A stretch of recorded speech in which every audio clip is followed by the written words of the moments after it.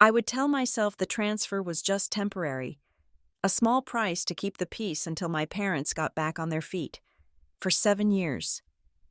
I was the responsible one, the wallet they opened whenever my sister, Elise, needed rescuing, but the morning I opened a rate adjustment notice for a loan I never took out. The illusion shattered. I finally saw the truth. They didn't need my help to survive. They were just billing me for the burden of existing. The automatic calendar notification on my phone screen blinked at me with the polite, indifferent persistence of a digital assistant. It was the first of the month. For most people, this date meant rent was due, or perhaps a utility bill needed settling. For me, it meant performing the ritual I had been locked into for 7 years. I sat at my kitchen island, the granite cool against my elbows, and logged into my banking app. My apartment was quiet, filled only with the low hum of the refrigerator and the distant, muffled traffic of the city waking up on a Sunday morning. Everything here was mine. I had paid for the sleek coffee maker, the ergonomic office chair in the corner, and the calm, neutral-toned rugs that covered the hardwood floors. I had built a life of careful stability, a fortress against the chaos I had grown up in, and yet, here I was, preparing to breach my own walls. I navigated to the transfer tab and selected the recipient labeled simply as Mom and Dad. I typed in the amount, $850. My finger hovered over the confirm button. It used to be $500, then it was $550, then $600. The increases were always explained away with vague, frantic reasons. The water heater broke. Dad's blood pressure medication went up. The roof needed a patch. I never asked for receipts. I never asked for proof. I just paid, because paying was the only way to purchase silence. I pressed confirm. The screen flashed a green check mark. Sent. I let out a breath I did not know I had been holding, rubbing my temples. It was just money. I told myself I was a senior analyst at a logistics firm. I made a good salary. I could afford this. It was temporary.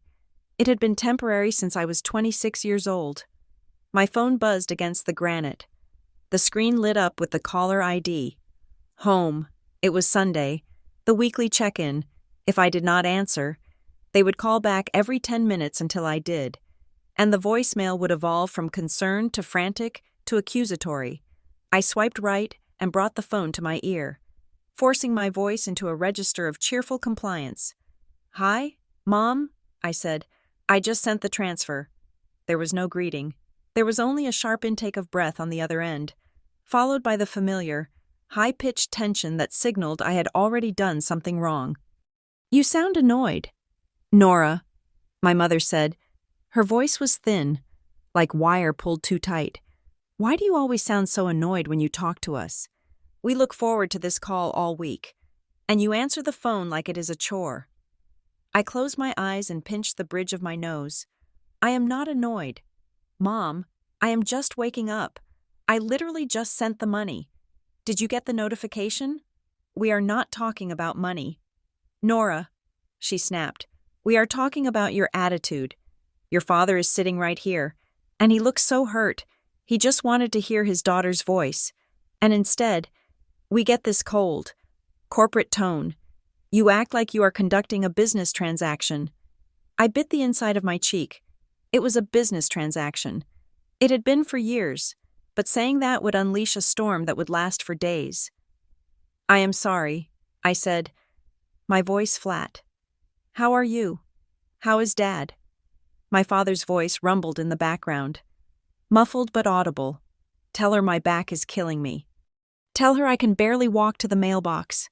Your father is in terrible pain." My mother relayed, her voice dropping to a tragic whisper. "He has been on the sofa for 3 days. We have been trying to get an appointment with the specialist, but the copay is just astronomical. We were going to ask if you could maybe help with that next week, on top of the usual."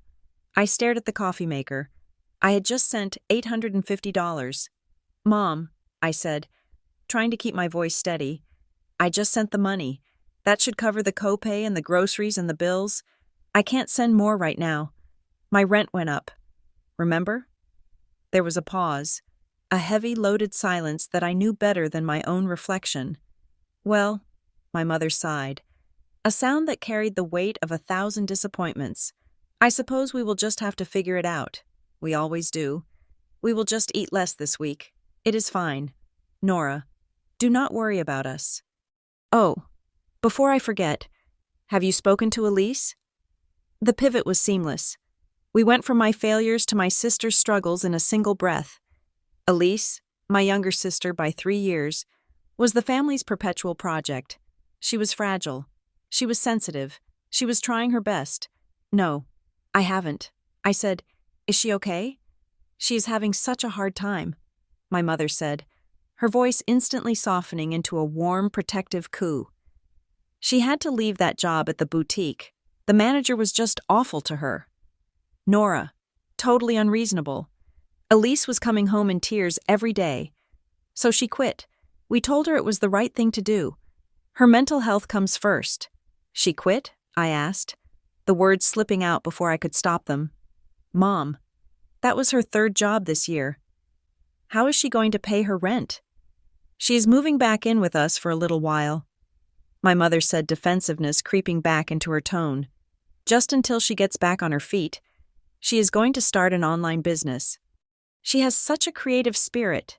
Nora, you should support her. She looks up to you. You know, even though you can be so harsh, I gripped the phone tighter. So, Elise quit her job, moved back home, and now my $850 was not just supporting my parents, but funding Elise's unemployment and her vague entrepreneurial dreams. I am not being harsh. I said, I am being realistic. You are being judgmental. My mother corrected.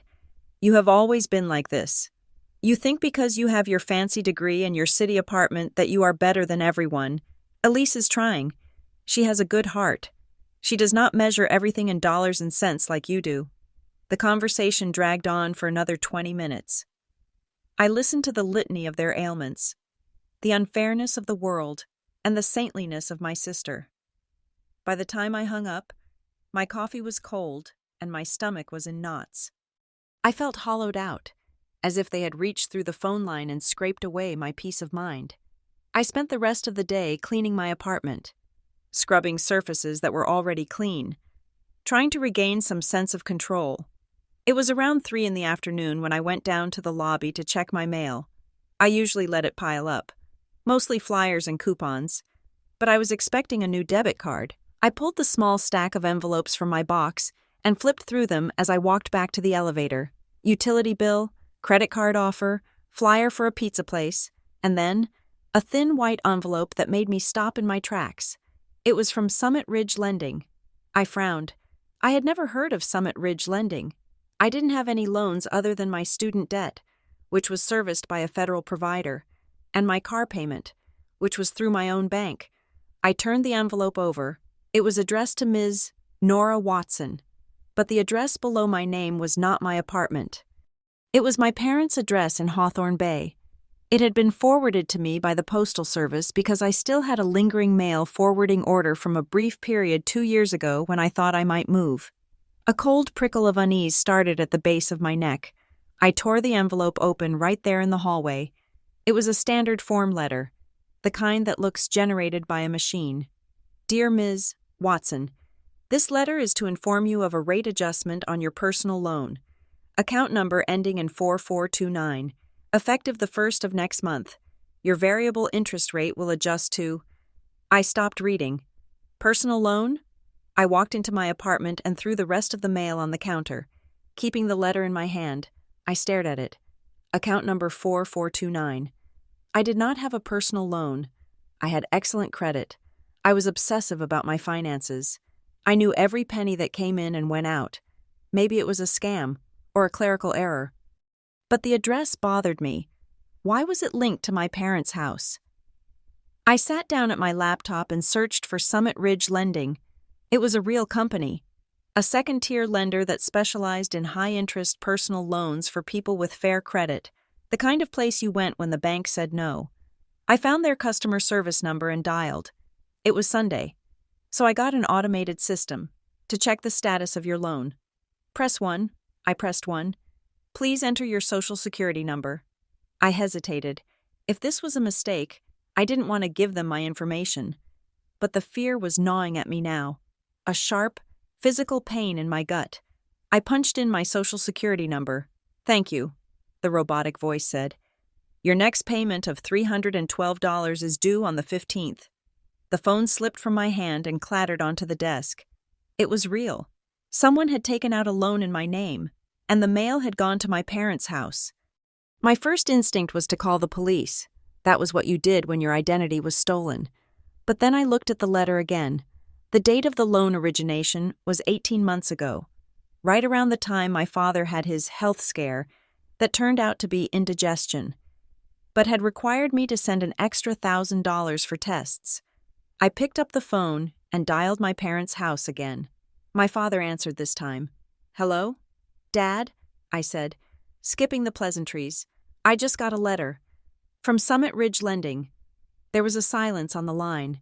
It wasn't the silence of confusion. It was the silence of a held breath. What? He asked, his voice tight. What are you talking about? It's a rate adjustment notice, I said, my voice shaking slightly. For a personal loan. In my name. It was sent to your address. Dad, do you know anything about this? Why would I know anything about your finances? He snapped, the aggression instant and practiced. You probably signed up for something online and forgot.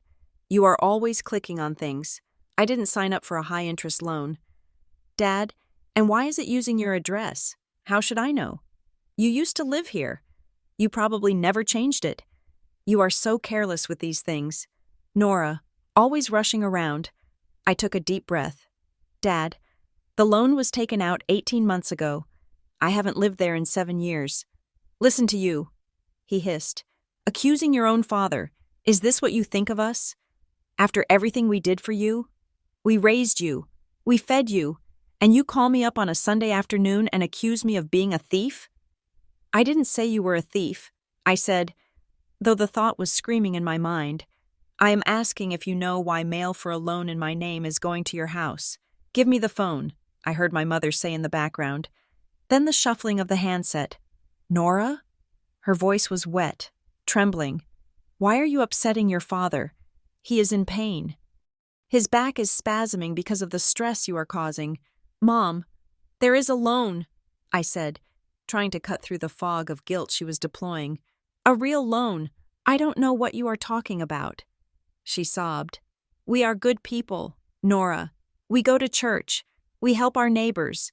And you treat us like criminals. Maybe it is a mistake. Maybe someone stole your mail. Why is your first instinct to attack us? Because it's at your house, I shouted, losing my composure. Then call the police, she screamed back. Go ahead. Call the police on your family. See how that looks. See how that feels. You want to send your father to jail because of a bank error? Is that what you want? The line went dead. I sat there, staring at the phone.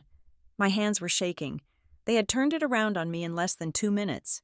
I was the aggressor. I was the bad daughter. I was the one causing pain. But they hadn't denied it. Not really.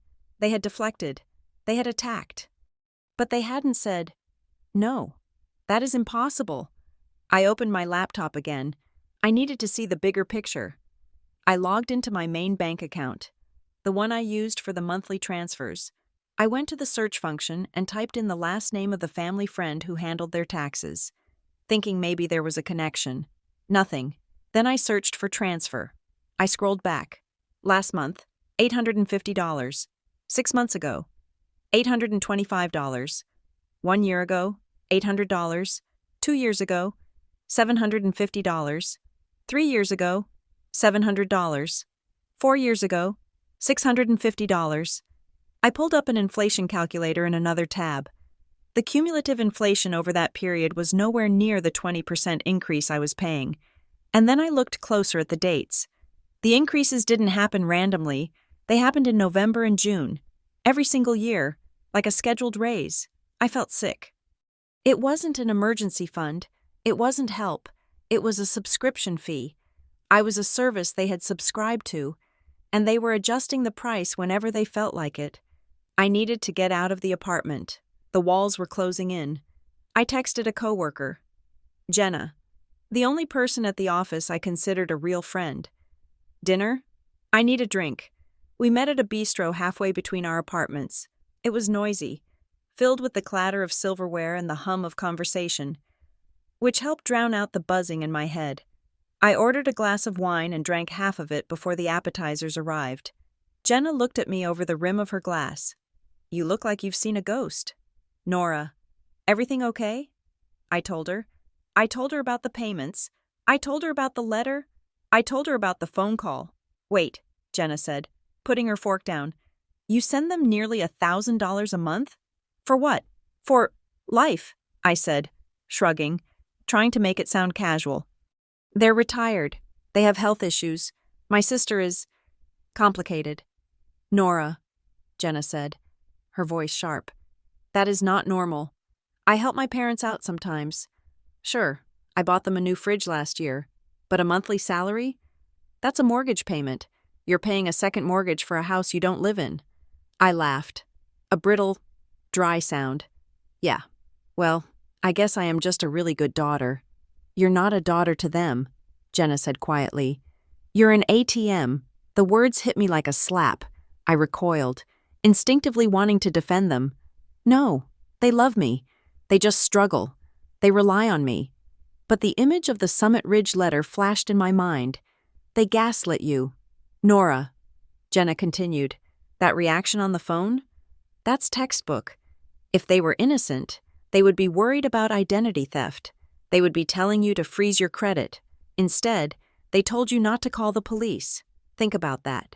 I finished my wine in one long swallow. I know, I whispered. I think I know.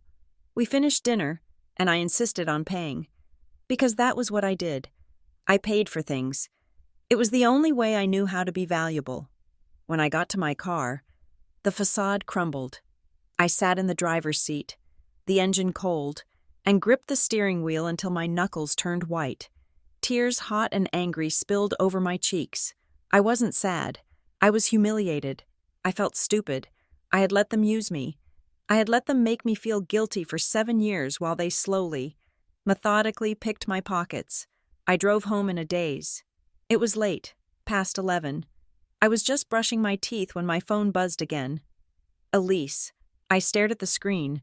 I didn't want to answer, but if I didn't, she would call Mom, and Mom would call me, and the cycle would restart. Hey, Elise, I said, answering on the third ring. Hey, big sister. Elise's voice chirped. She sounded bright, airy, completely detached from the drama of the afternoon. Mom said you were super stressed today. I just wanted to check on you. I'm fine, I said, spitting toothpaste into the sink. Just a long week. Yeah, totally, she said. Listen, I know you're upset about the money stuff, but you really scared Mom and Dad today. Mom was crying for like an hour. She had to take one of her nerve pills. I didn't say anything. I watched my reflection in the mirror. My eyes looked tired, dark circles bruising the skin beneath them. You know how fragile they are. Elise continued, her voice dropping to a conspiratorial whisper. If you stress them out too much, their blood pressure spikes. And honestly, Nora, if they get sick, or if the stress gets too much, they might have to sell the house. I froze. Sell the house? Yeah, Elise said casually. I mean, they rely on you to keep things stable. If you start causing drama, or if you stop helping, they can't keep the place. And then where would they go? Where would I go? It would be a disaster, and everyone would know it was because you couldn't just... Be chill. Be chill. Is that a threat? Elise? I asked. What? No, she laughed. A tinkling, innocent sound. I'm just saying, we're a family. We depend on each other. You're the strong one. Nora, you've always been the strong one. Don't turn into the villain now just because of some stupid letter. Just throw it away. It's probably nothing. I hung up. I didn't say goodbye. I just tapped the red button. I walked out of the bathroom and sat on the edge of my bed. The room was dark. The streetlights from the city below cast long, slanted shadows across the duvet. Don't turn into the villain. They had already cast the roles. Elise was the princess. My parents were the beleaguered monarchs, and I was the dragon they kept in the cave, feeding me scraps of affection only when I produced gold. If I was going to be the villain, I might as well commit to the part. I opened my banking app again. I went to the scheduled transfers. The next one was set for the 1st of next month, automatically queued, but I also had the ability to edit the recurring setup. My thumb hovered over the trash can icon. The fear was intense. It was a physical sensation, a tightening in my chest that made it hard to breathe. If I did this, there was no going back. This wasn't a missed call. This was a declaration of war. They might have to sell the house. It will be Nora's fault. Let them sell it. A cold voice inside me whispered. I tapped the icon. Are you sure you want to delete this recurring transfer? Yes. The line item vanished from the screen. I set the phone down on the nightstand.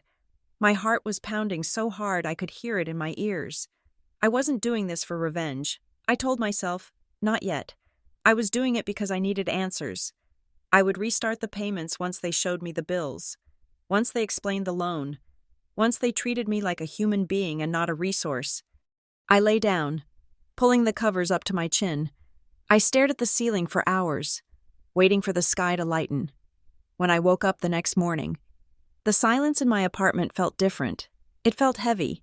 Usually, by 7:30, I had a text from my mother, a gif of a flower, or a generic, "Have a blessed day." It was her way of keeping the line open, a small ping to ensure the connection was still live. Today, there was nothing. I checked my messages. Nothing from Elise, nothing from Dad. I went to work. I sat in meetings. I answered emails. But a low-grade panic hummed beneath my skin all day. I was waiting for the explosion. I was waiting for the guilt trip. By 5 o'clock, the silence had stretched into something ominous. It was the silence of a gathered storm. I drove home, checking my phone at every red light. Still nothing.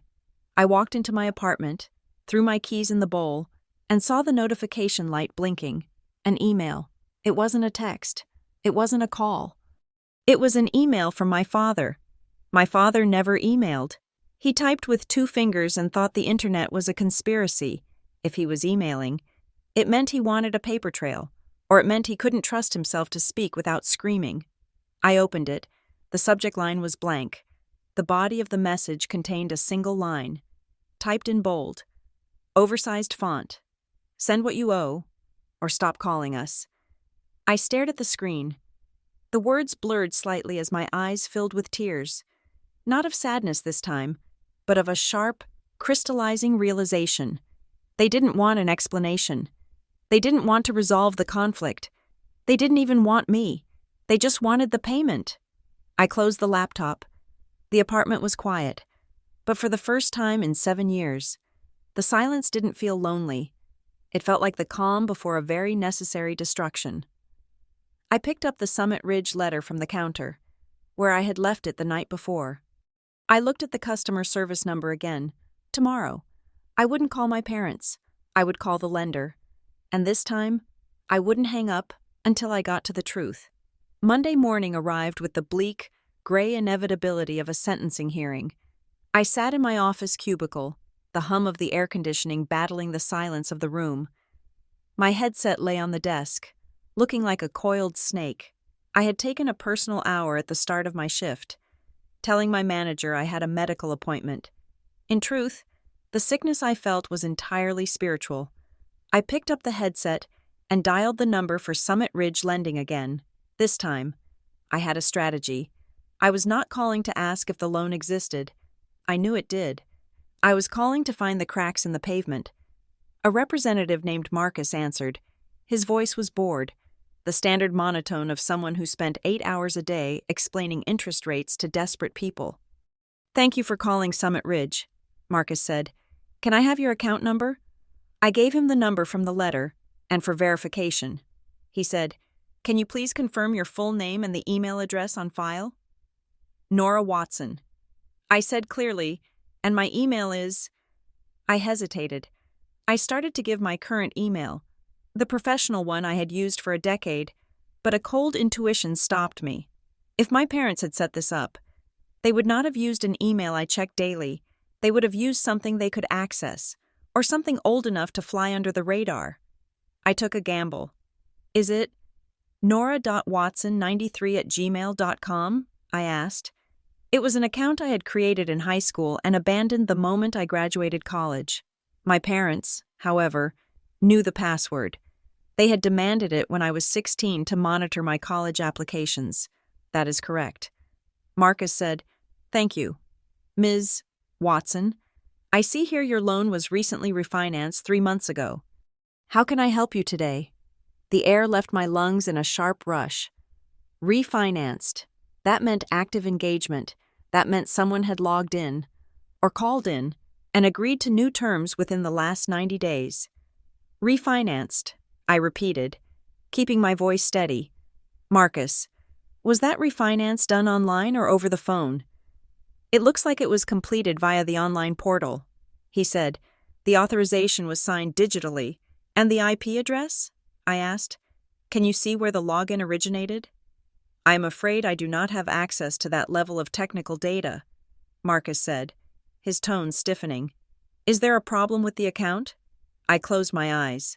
Yes, I did not authorize that refinance. I am going to need you to freeze this account immediately. There was a pause. Ms.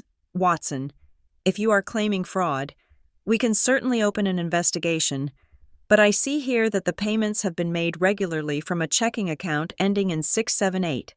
That account is in the name of Nora Watson. My stomach dropped. The joint account, the one my mother had opened for me when I was 18, the one I thought had been closed years ago when I moved my money to a national bank. They were cycling money through a zombie account I had forgotten existed.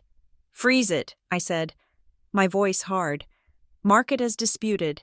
I will be filing a police report. I hung up before he could argue. My hands were trembling, but not from fear. They were trembling from a rage so pure it felt like clarity. They had not just stolen my money. They had stolen my identity. They had worn my name like a costume to act out their financial desperation. I left work. I told my boss I had a family emergency, which was technically the truth. The emergency was that my family was a criminal enterprise. The drive to Hawthorne Bay usually took 2 hours. I did it in 90 minutes. The landscape shifted from the sharp, steel skyline of the city to the rolling green suburbs, and finally to the salt-worn, shingled aesthetic of the coast. Hawthorne Bay was a town that prided itself on looking quaint, a place where secrets were kept behind manicured hedges and fresh coats of nautical blue paint. As I drove, I turned off the radio. I needed to rehearse. I knew them. I knew exactly how this would go. They would cry. They would scream.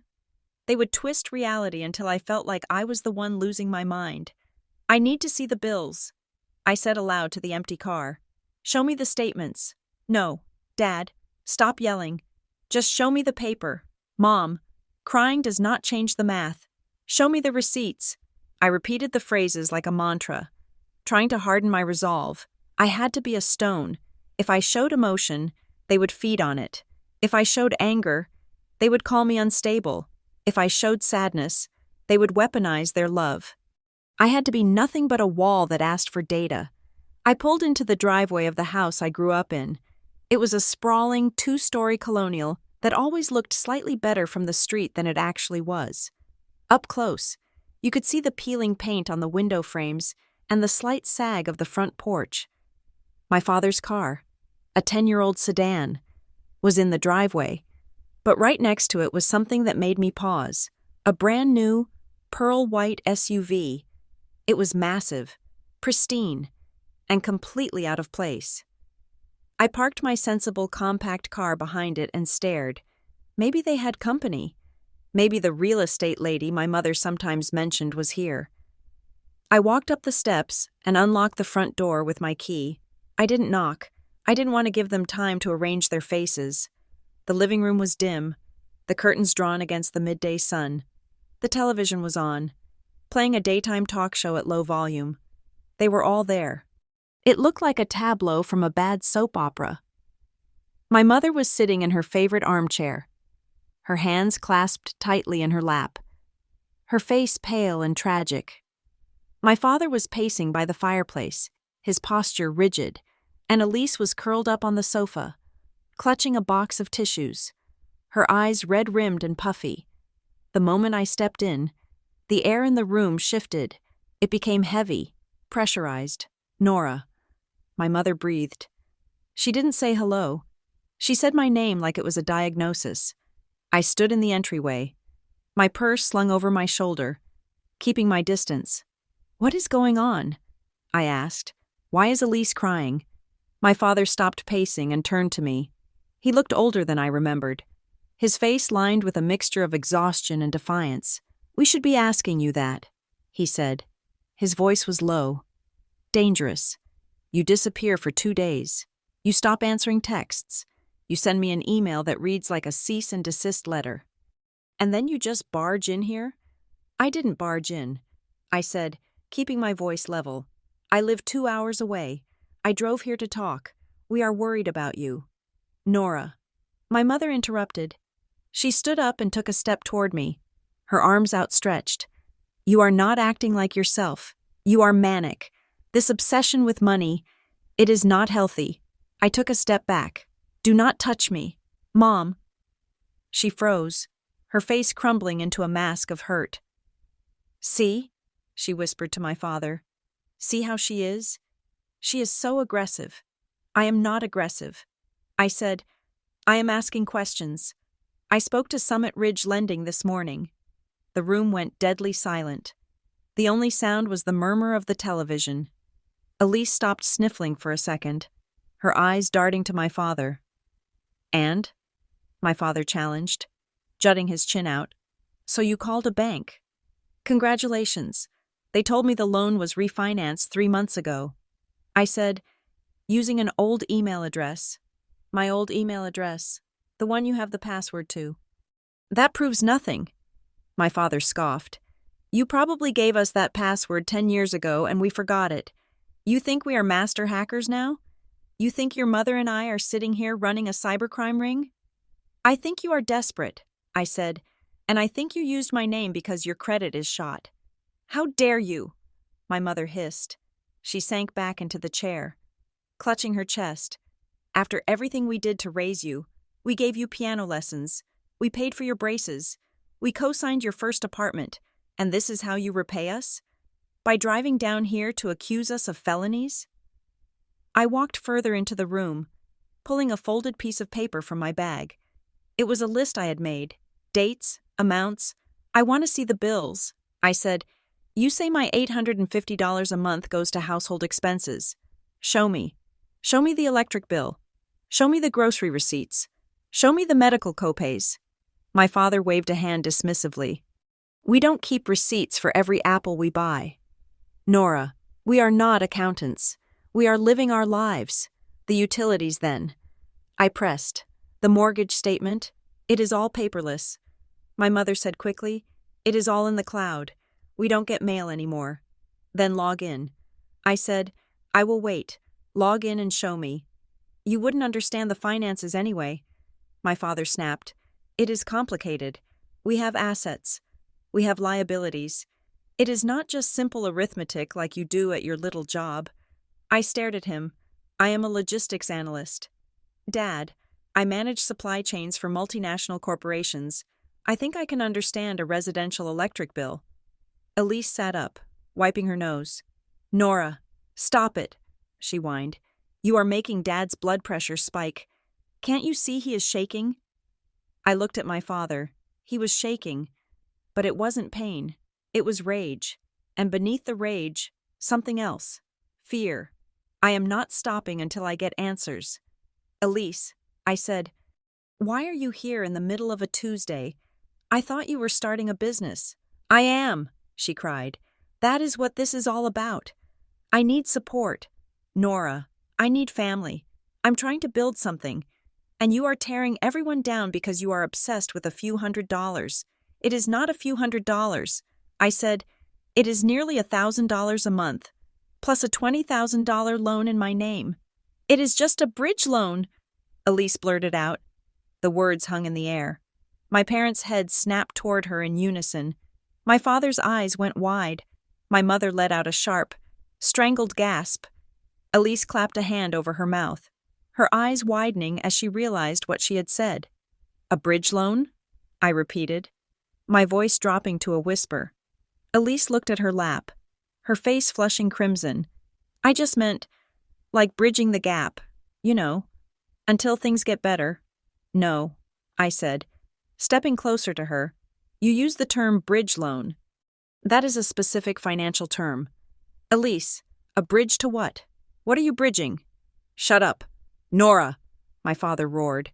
He stepped between me and the sofa, shielding Elise. "Stop interrogating your sister. She is confused. She doesn't know what she is saying. She knows exactly what she is saying." I said, looking over his shoulder at Elise, "You know about the loan. You all know." Elise started to cry again, louder this time, a wailing, infantile sound that usually made me cave. "I didn't mean to," she sobbed. I needed capital. For the inventory." And Mom said you wouldn't mind because you have so much. You took out a loan in my name for inventory?" I looked at my mother. "You authorized this?" My mother stood up, her face wet with tears, but her jaw set in a hard line. "We did what we had to do to help this family survive.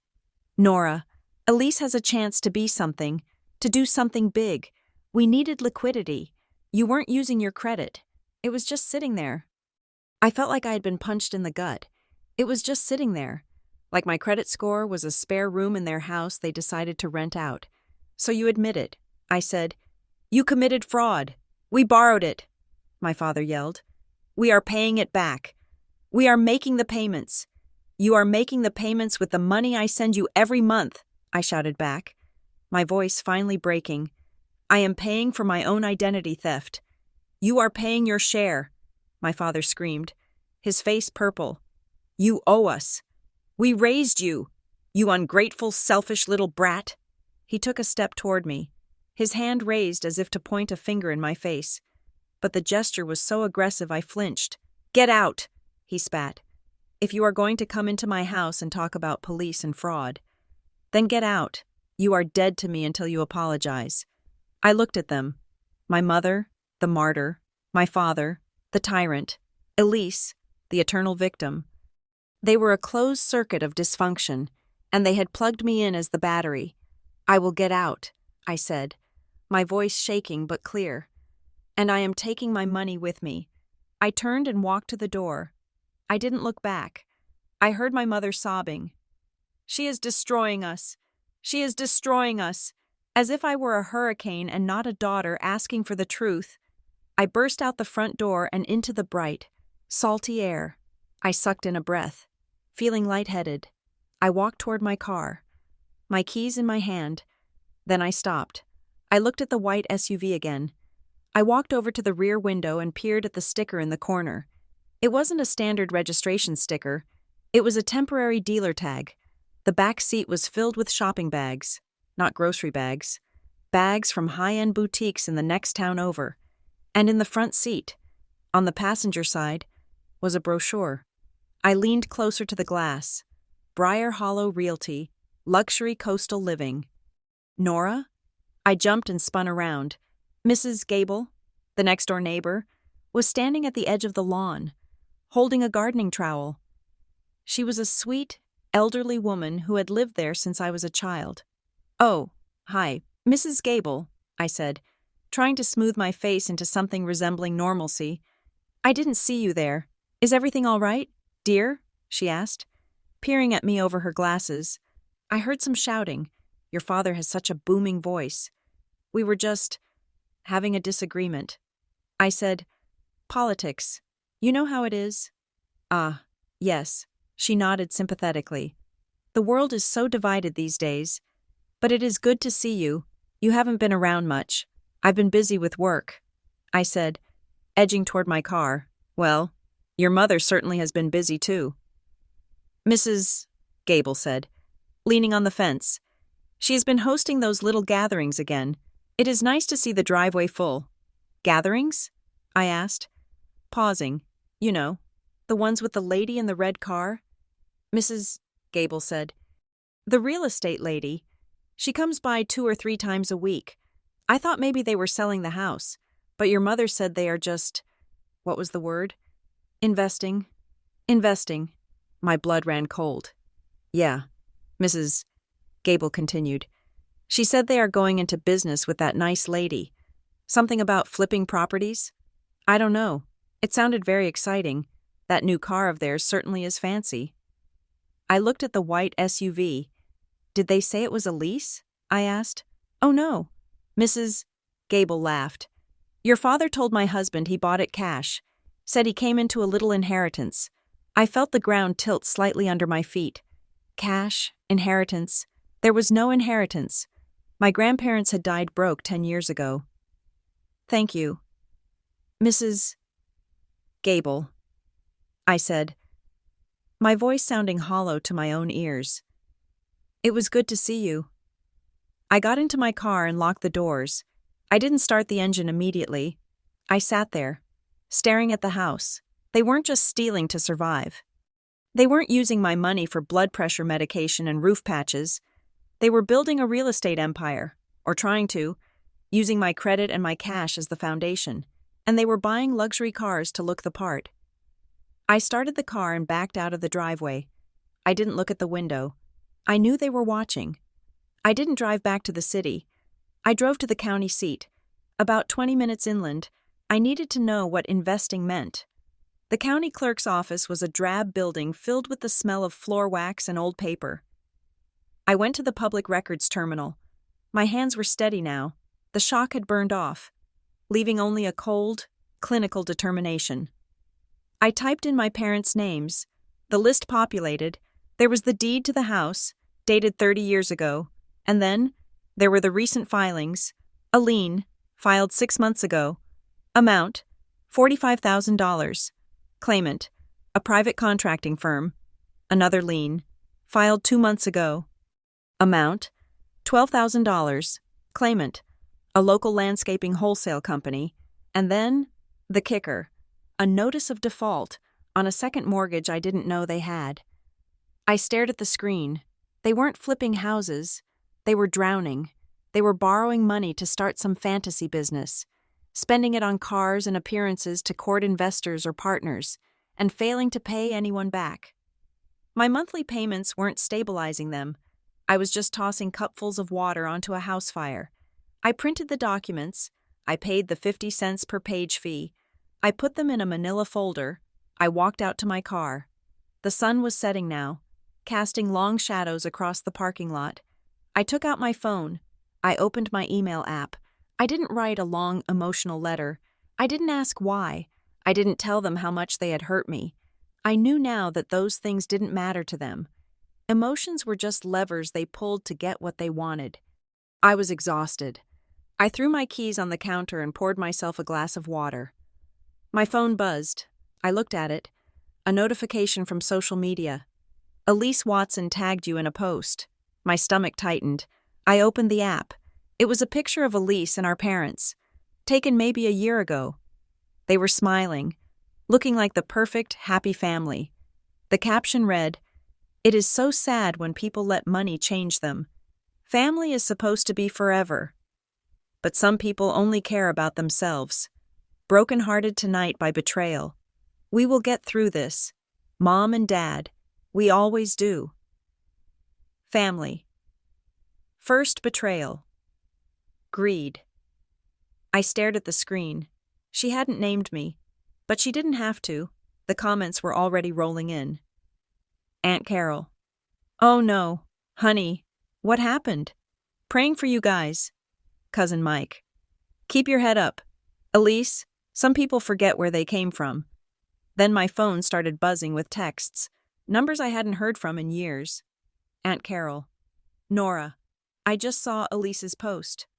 I heard what you did to your parents today, barging in and threatening them. After everything they've done for you, you should be ashamed." Uncle Bob. "Your father is a proud man.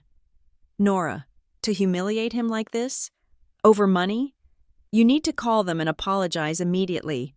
I put the phone down on the counter. They had moved fast. They had spun the narrative before I had even taken off my shoes. I was the villain. I was the greedy, heartless daughter who attacked her fragile parents. I looked around my quiet, empty apartment. Let them talk, I whispered. I had the folder. I had the truth. And tomorrow, I was going to find a lawyer. The office of Marin and Klein Legal Services was located in a strip mall 3 towns over, sandwiched between a dry cleaner and a dentist's office. It was not the kind of high-rise glass tower I saw on television dramas. It smelled of stale coffee and industrial carpet cleaner, and the waiting room chairs were upholstered in a fading maroon fabric that had seen better decades. I sat in one of those chairs, clutching a manila folder so tightly my knuckles ached. Mr. Klein was a man in his 60s with a face that looked like it had been carved out of granite and then left out in the rain. He wore a gray suit that was slightly too large for him, and he peered at me over the top of bifocals that slid perpetually down his nose. He flipped through the documents I had brought, the Summit Ridge letter, the printouts of the liens, the list of payments. So, let me get this straight. Mr. Klein said, his voice a gravelly baritone. You are telling me that you did not authorize this loan, but the payments are coming from an account with your name on it? Yes. I said. I paused, correcting myself. Well, the payments I send to my parents go into their account. I assumed they were paying their bills with it. But the Summit Ridge representative said the loan payments were coming from an account in my name. Mr. Klein stopped flipping. He looked up. Ms. Watson, in cases of familial fraud, the biggest enemy is not the perpetrator, it is the clock. What do you mean? I asked. I mean that families rely on hesitation. He said, they rely on the fact that you do not want to put your mother in handcuffs. They rely on the fact that you will wait a week, a month, a year, hoping they will fix it. And while you wait, the statute of limitations ticks down, and the paper trail gets colder. If your identity was used, speed matters. If you do not file a police report, the creditors will assume you are complicit, in the eyes of the law. Silence is acceptance. I felt a chill that had nothing to do with the office air conditioning. Complicit. I need to see my full credit report. I said, not just the score, everything. We can pull that right now. Mr. Klein said. He turned his monitor so I could see. He typed in my information. A spinning wheel icon mocked us for 10 seconds, and then the screen filled with data. I scanned the list. Student loans, car payment, credit cards. I used for work travel, and then 2 lines that made my breath hitch. Department store credit line. Opened 7 years ago. Status, closed/charged off. Personal loan, Omni Financial. Opened 7 years ago. Status, paid in full. 7 years ago. I stared at the date. November. I closed my eyes. And suddenly, the smell of stale coffee vanished, replaced by the scent of lavender dryer sheets and chicken soup. I was 26. I had just gone through a devastating breakup with a fiancé I thought I was going to marry. I had moved back into my parents' house for 3 months. A weeping, broken mess. I spent days in bed. I couldn't eat. I couldn't think. I remembered a specific afternoon. The mail had come. I was sitting at the kitchen table, staring at a pile of envelopes, overwhelmed by the simple task of sorting them. My mother had swept into the room. Oh, honey, don't worry about this, she had cooed, her hands soft on my shoulders. You are too emotional to handle details right now. You just rest. I will help you with the paperwork. I will organize everything. You just sign here, and here, and here. Let Mommy take care of it. And I had signed. I had signed whatever she put in front of me because I trusted her. I thought she was protecting me from the world. I opened my eyes. She wasn't protecting me. She was opening lines of credit. They started this when I was at my weakest. I whispered, Mr. Klein looked at me with a sad, weary understanding. That is usually how it happens. Miss Watson, predation requires vulnerability. I left the office an hour later with a list of instructions. Step 1. Request full validation of debt. Step 2. File an affidavit of identity theft. Step 3. Freeze everything. I sat in my car and used my phone to email the fraud department at Summit Ridge again. This time, I didn't ask nicely. I cited the Fair Credit Reporting Act. I demanded the metadata associated with the digital signature. I drove home in a fog. The betrayal wasn't fresh anymore. It was archaeological. I was digging up ruins of trust that had been destroyed years ago without me even noticing. By the time I got to my apartment, I had a response from Summit Ridge. It was an automated attachment containing the verification proofs for the loan. I opened the PDF on my phone. Digital signature. Nora Watson. Timestamp. 3 months ago. 2:15 in the afternoon. IP address. 192.168. I ran the IP address through a geolocation tool. It resolved to Hawthorne Bay. Specifically, the node that serviced my parents' street. But it was the next line that made me gasp.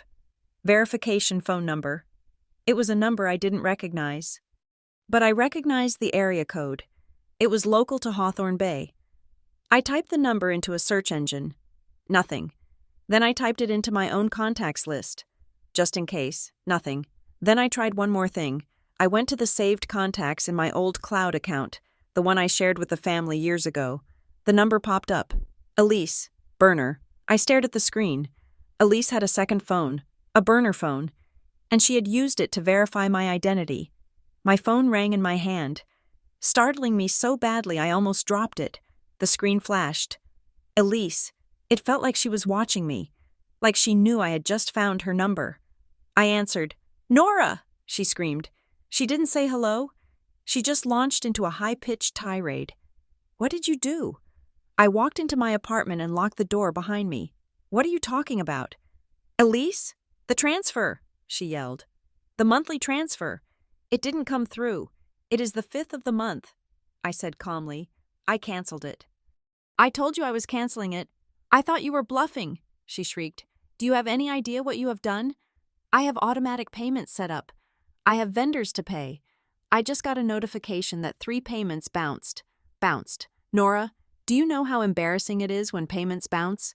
The words hung in the air, vibrating with entitlement. I paused, letting the silence stretch. You have vendors? I asked. For a business that doesn't exist yet? It exists, she insisted. I have inventory coming. I have a website designer. And now the checks are bouncing because you are being a petty, vindictive witch. How do you know the checks are bouncing today? I asked. The transfer usually takes 24 hours to clear. You wouldn't know it failed until tomorrow. Unless what? She snapped. Unless you are logging into the account. I said, you are tracking the payment schedule. Aren't you? You know exactly when the money hits. You are sitting there refreshing the browser. So what? She said, her voice dripping with venom. Someone has to manage the finances. Mom and Dad are too old to deal with online banking. I am helping them. Unlike you, you are not helping them. Elise, I said, you are skimming. I am not skimming. I am taking a salary. For the work I do, taking care of them. You moved away. You abandoned us. I am the one here making sure they eat. I deserve that money. There it was, the justification. You forged my signature. I said, on the Summit Ridge loan. There was a pause, a beat of silence that was louder than her screaming. I don't know what you are talking about, she said, her voice suddenly dropping an octave, becoming flat and guarded. I have the verification number. Elise, I said, it is your burner phone. She laughed, a harsh, nervous sound.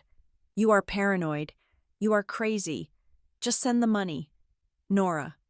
Or I swear to God, I will tell everyone what you are doing to Mom.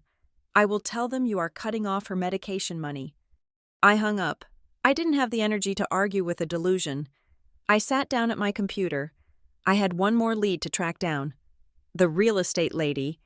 Mrs. Gable had mentioned Briar Hollow Realty. I searched for the agency. It was a boutique firm in the next town over, specializing in distressed properties and creative financing. I found the agent's profile, a woman named Sharon with a bright, predatory smile. I called the office number, Briar Hollow Realty. This is Sharon. Hi, I said, putting on my best professional voice. My name is Nora Watson. I am calling regarding the property at 42 Oak Street in Hawthorne Bay. Oh, yes, Sharon said, her voice brightening. The Watson residence. Are you the daughter? Your mother said you might be calling. We are so excited to get this deal moving. What deal, exactly? I asked. The cash-out refinance, Sharon said. It is a brilliant move, really, leveraging the equity to fund the new business venture. Your sister is so passionate. The investors love her energy. Refinance, I repeated. But there are liens on the property. Sharon laughed lightly. Oh, that is just paperwork. The new loan will wrap all that up. We are paying off the old liens, the first mortgage, and pulling out about $60,000 in cash for the startup capital. We just need the final guarantor signature. Your father said you were on board to co-sign, since your credit score is the anchor for the whole package. I felt the blood drain from my face. They weren't just stealing a few $100s a month. They were about to strap me to a sinking ship. They were going to refinance a house that was already underwater, pull out $60,000 for a lease to waste, and put my name on the dotted line as the guarantor. I am not on board. Sharon, I said, in fact, if you proceed with this application using my name, I will sue your agency for facilitating fraud. I have not agreed to anything. There was a stunned silence on the other end. But, Sharon stammered, your father brought in the power of attorney. Power of attorney? Yes, he has a notarized power of attorney document. He said you signed it years ago. I hung up the phone. I didn't scream. I didn't cry. I felt a cold, hard clarity settling over me like a suit of armor. A power of attorney, probably signed in that same haze of grief 7 years ago. Just sign here. Honey, Mommy will take care of it. I grabbed my keys. I grabbed the folder with the printouts. I grabbed the Summit Ridge evidence. I drove back to Hawthorne Bay. I didn't rehearse this time. I didn't need to. When I pulled into the driveway, the white SUV was gone. My father's sedan was there. I walked into the house. They were in the kitchen eating dinner. A roast chicken, mashed potatoes. It smelled like my childhood. They looked up as I entered. My mother froze with her fork halfway to her mouth. My father slowly lowered his knife. Nora? My mother said. Her voice was tentative, testing the waters. I didn't say a word. I threw the folder onto the table. It slid across the wood and knocked over the salt shaker. What is this? My father asked, his face darkening. It is the end, I said. I opened the folder and spread the papers out. The credit report showing the old accounts.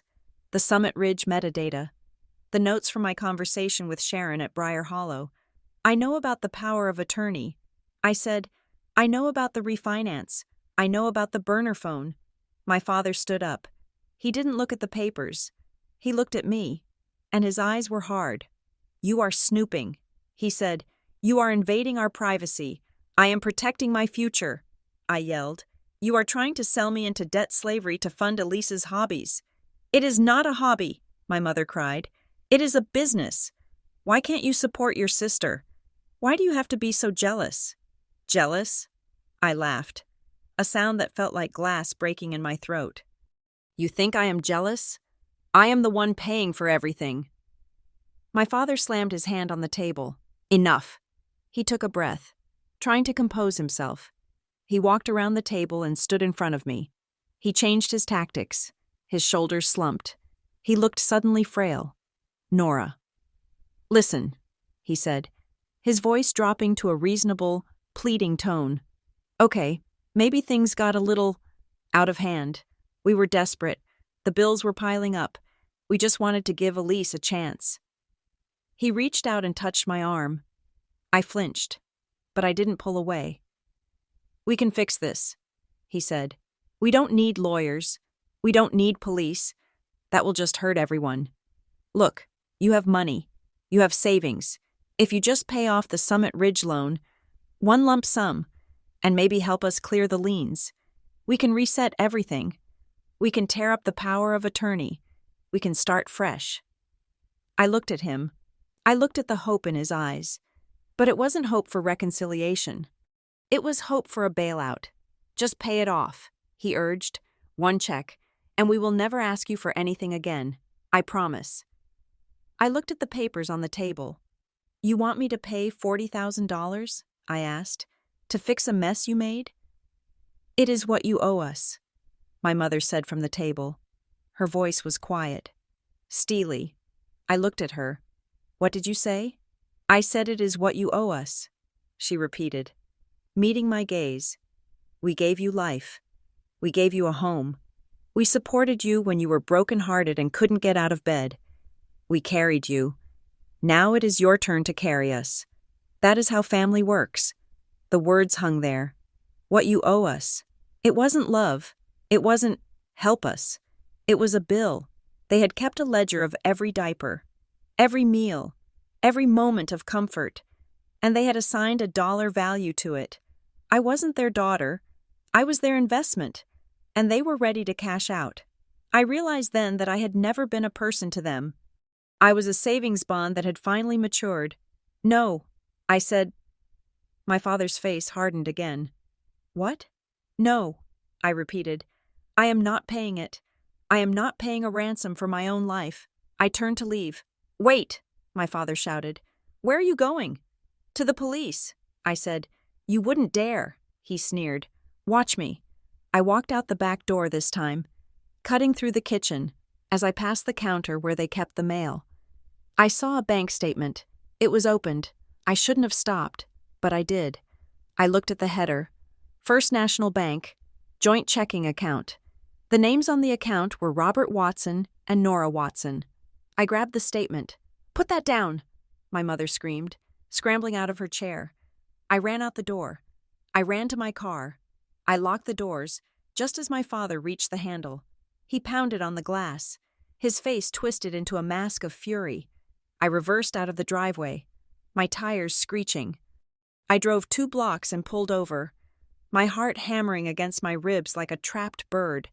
I looked at the statement. It showed the monthly transfers coming in from my personal account, and then, immediately, sometimes within hours, transfers going out. To Elise Watson, to Summit Ridge, to Briar Hollow. But it was the account creation date that stopped my heart. Opened, August 14th, 10 years ago, 10 years ago. I was 23. I wasn't living at home. I was in grad school. How? I drove to the nearest branch of First National Bank. It was 5:30. They were closed, but I saw a manager walking out to her car. I rolled down my window. Please, I said, I know you are closed, but I think my identity has been stolen. She looked at my face. She saw the terror there. Come in, she said. We sat at her desk. She pulled up the account. I never opened this. I told her. I see my name on it, but I never signed for it. She clicked through the digital archives. She found the signature card. Here, she said, turning the screen.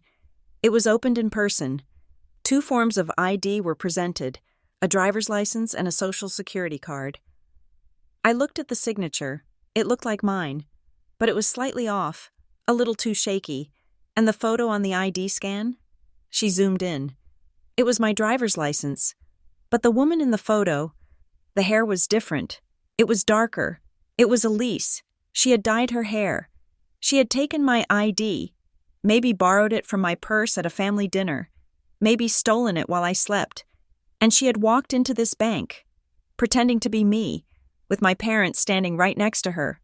10 years ago, this wasn't a recent desperation. This was the long con. They had been planning this since I got my first paycheck. I felt a strange sensation wash over me. The panic receded. The anger receded. In their place was a cold, vast emptiness. It wasn't a mistake. It wasn't a misunderstanding. It was a conspiracy. My entire family was a conspiracy against me.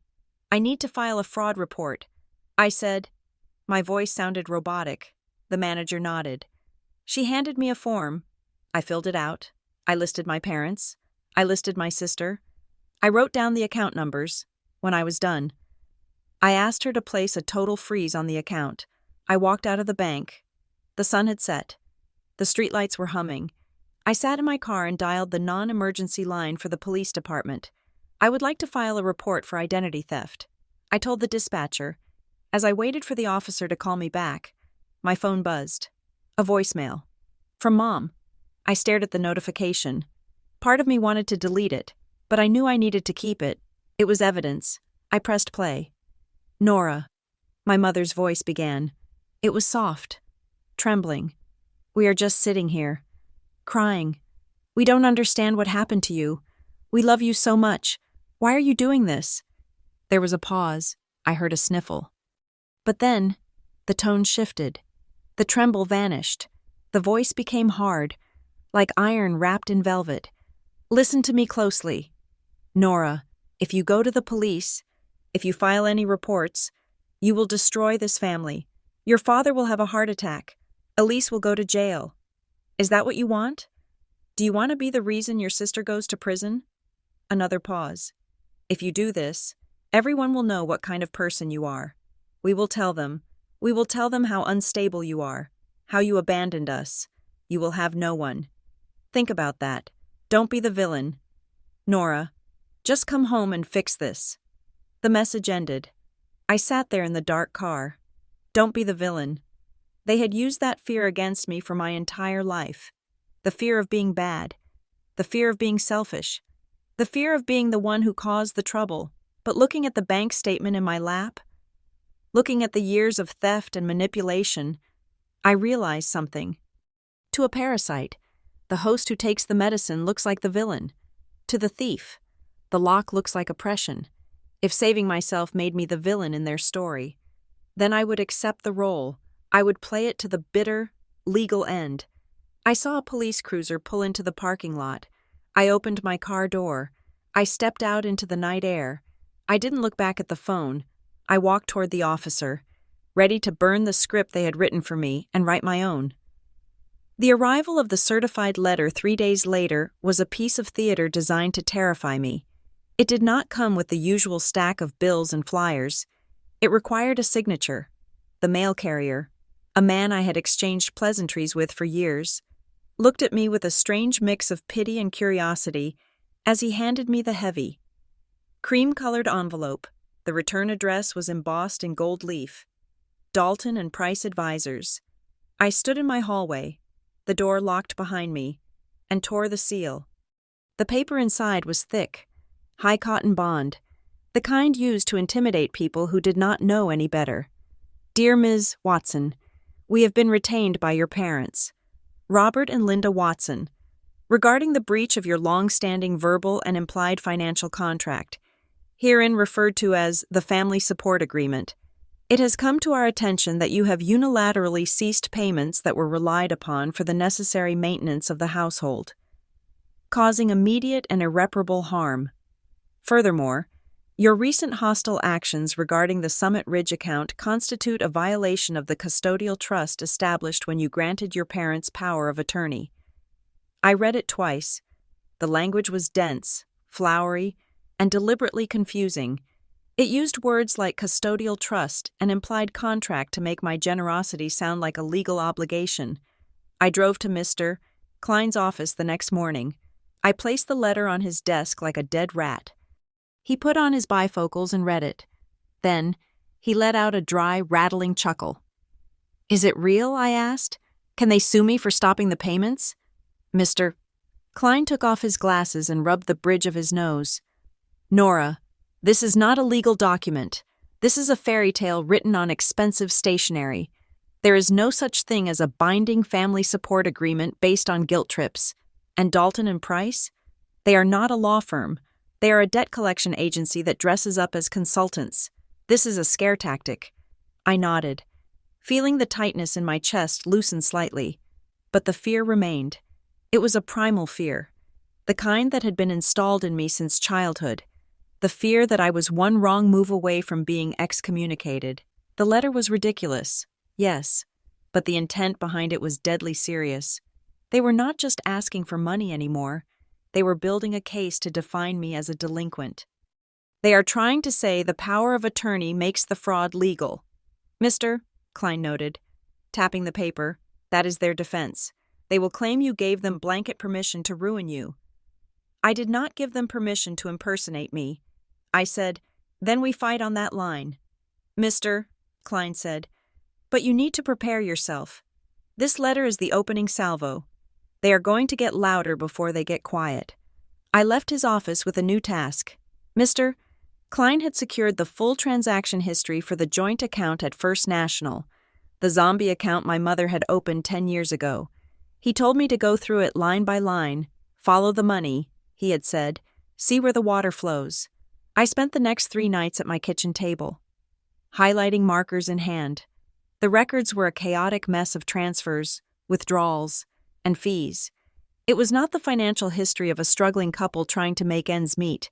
It was the frantic, spinning movement of addicts. My monthly transfer of $850 would land on the first of the month. Within 2 hours, $400 would move to an account labeled Summit Ridge. 3 hours later, $200 would go to overdraft protection fee. The next day, $150 to quick cash advance.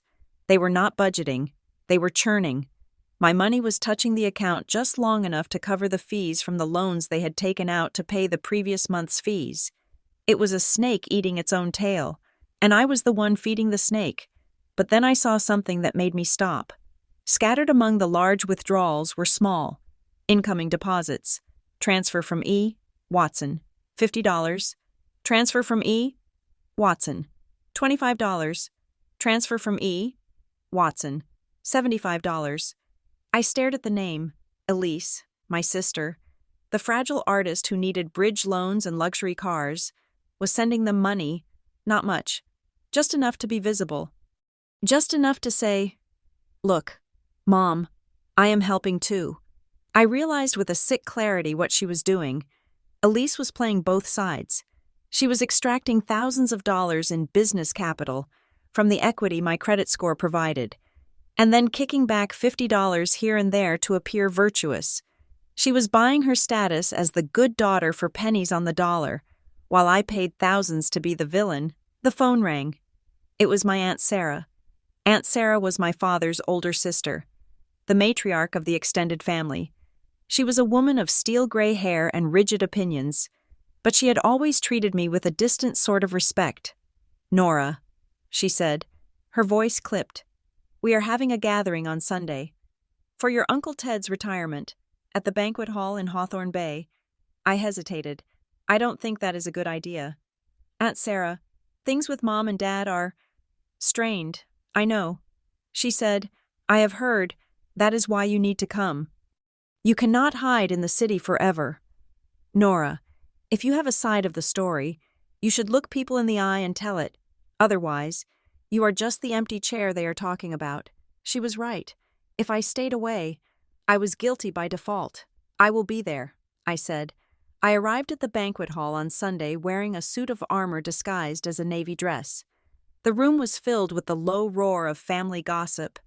Cousins I hadn't seen in years were clustering around the buffet, balancing plates of roast beef and pasta. When I walked in, the noise dipped. Heads turned. I saw my mother across the room, wearing a floral dress, holding court with a group of neighbors. She looked frail, leaning heavily on my father's arm.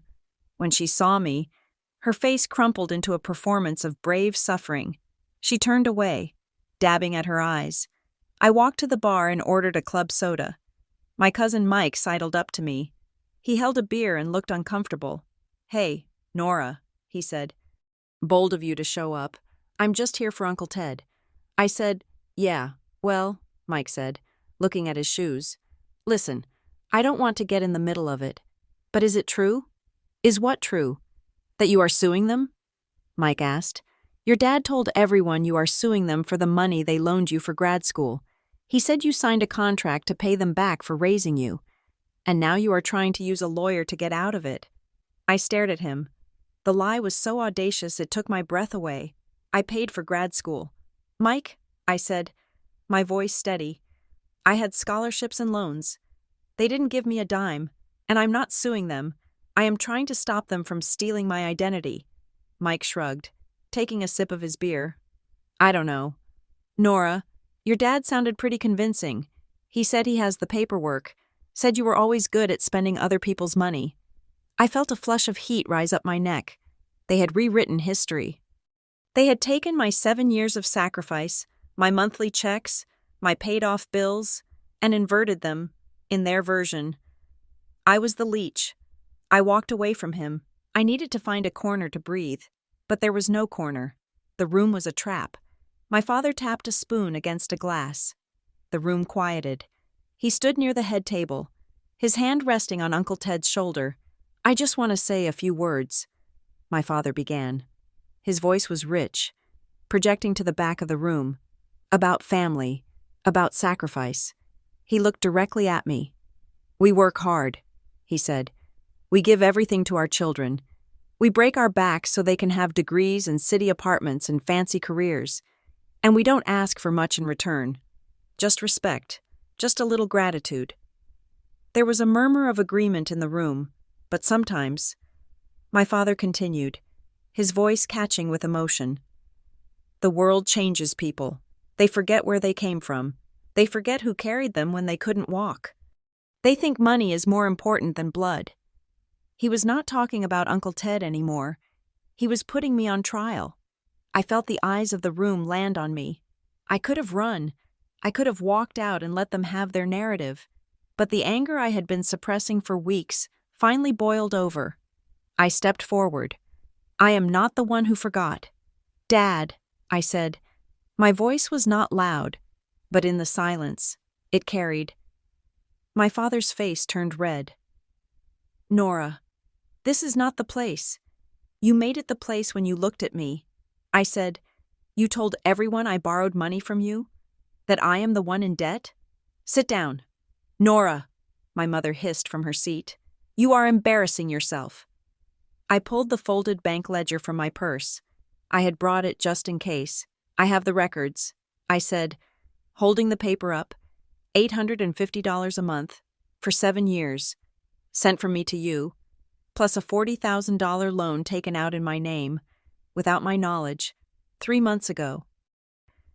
"You are lying," Elise shouted. She popped up from a table in the back. Her face flushed. "Those are fake. You printed those off the internet." "I am asking for transparency," I said, addressing the room. "I am asking for the truth. If I owe you money, show me the receipts.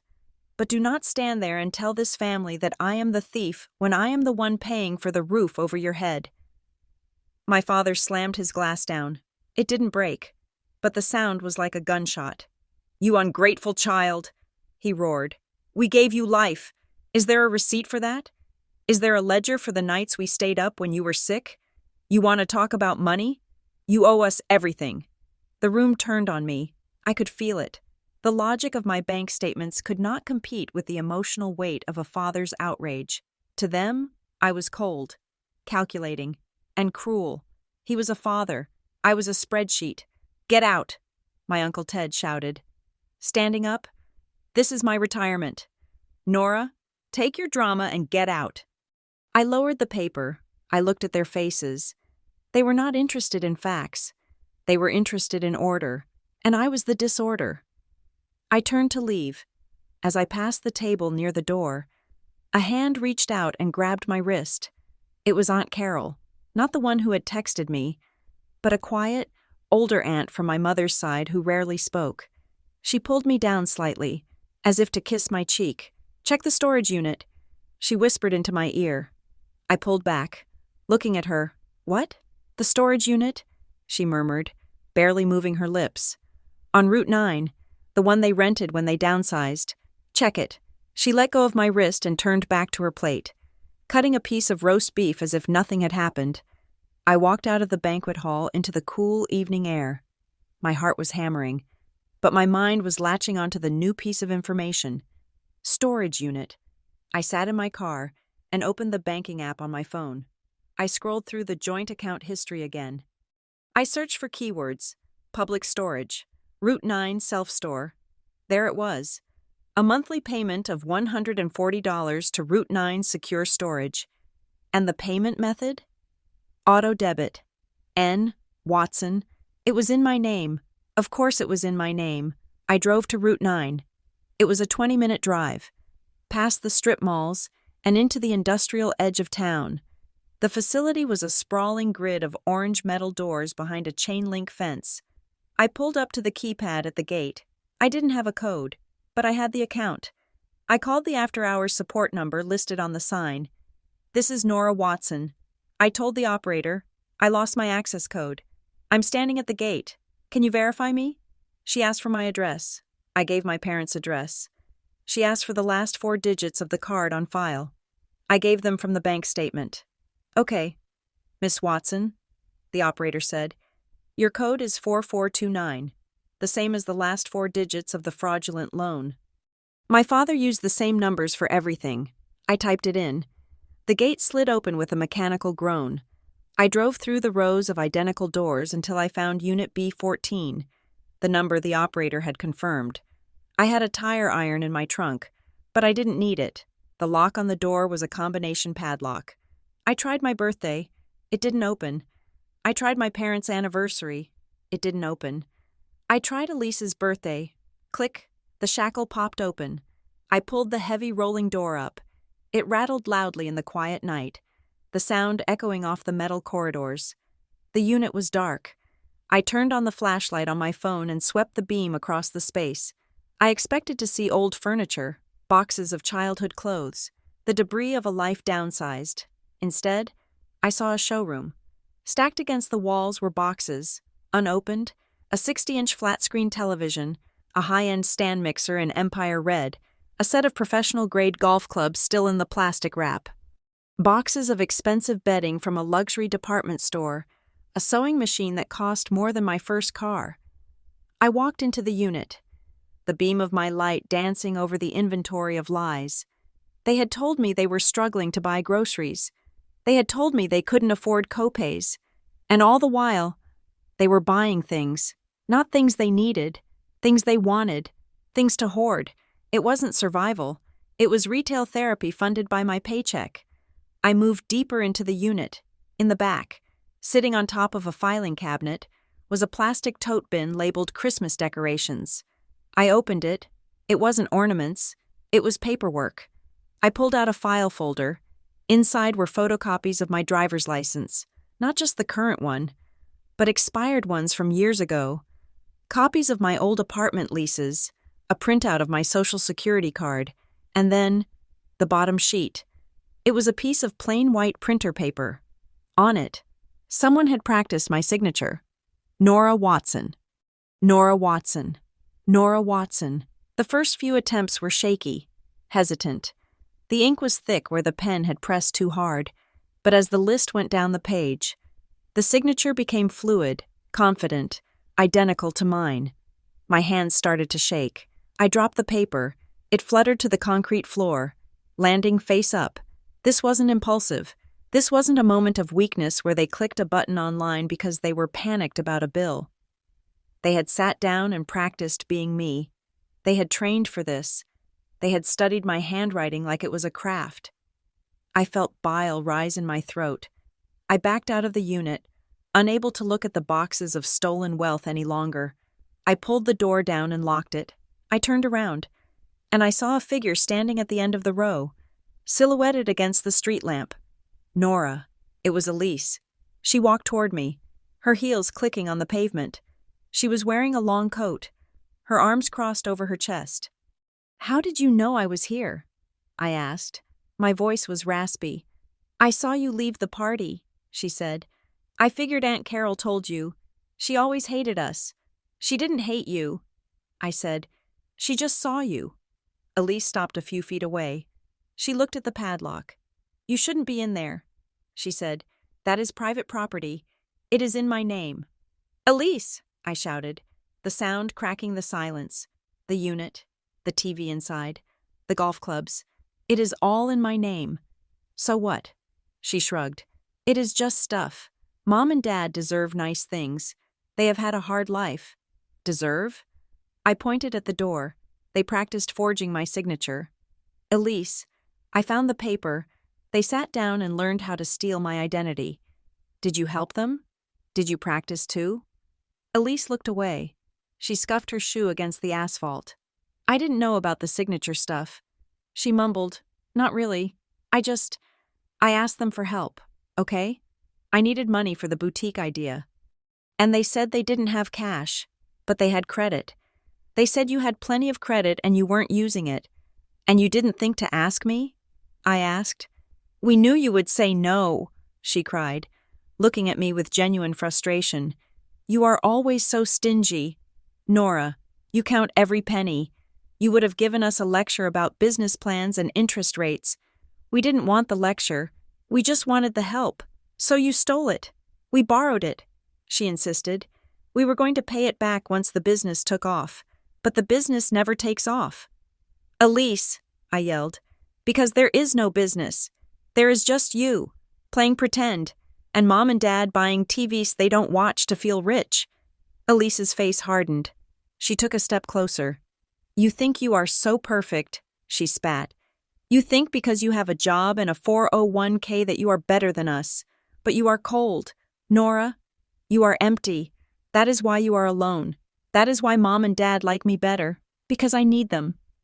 And they need to be needed. You just need to be right. I stared at her. She wasn't apologizing. She wasn't afraid. She was annoyed that I had broken the rules of the game.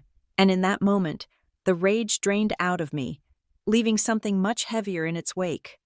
Grief. I looked at my sister. I saw the 20 years of conditioning etched into her face. The family system hadn't just victimized me. It had created her. They had trained her to be helpless so they could feel useful. They had clipped her wings and then praised her for staying in the nest. And they had trained me to be the provider, the sturdy mule who pulled the cart so they could all ride. She was right. They did like her better. Because she allowed them to be the saviors. Even if they had to steal from me to do it, I am not cold. Elise, I said softly, I am just awake. I walked past her toward my car. Nora, she called out, if you tell the police about the storage unit, Dad will never forgive you. I stopped and looked back at her. I know. I said, I got into my car. I didn't look at the storage unit again. I didn't look at my sister standing in the dark. I drove away. The tears didn't come. I was done crying. Crying was for people who thought there was still a relationship to save. I had facts now. I had the bank records. I had the location of the stolen goods. I had the evidence of premeditation.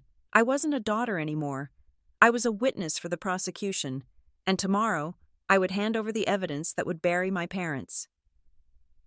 The conference room at Marin & Klein Legal Services was becoming a second home, a place where the architecture of my life was dismantled and examined under fluorescent lights. Mr. Klein sat across from me, his desk a fortress of paper. We were assembling the package for the fraud department at Summit Ridge Lending. It was not a simple dispute. It was a war of attrition. I laid the new evidence on the mahogany table. The geolocation data from the burner phone, the IP address logs matching my parents' router, and the most damning piece of all, the practice sheet I had found in the storage unit. The page where someone had written Nora Watson 30 times until the forgery was indistinguishable from the truth. This is strong, Mr.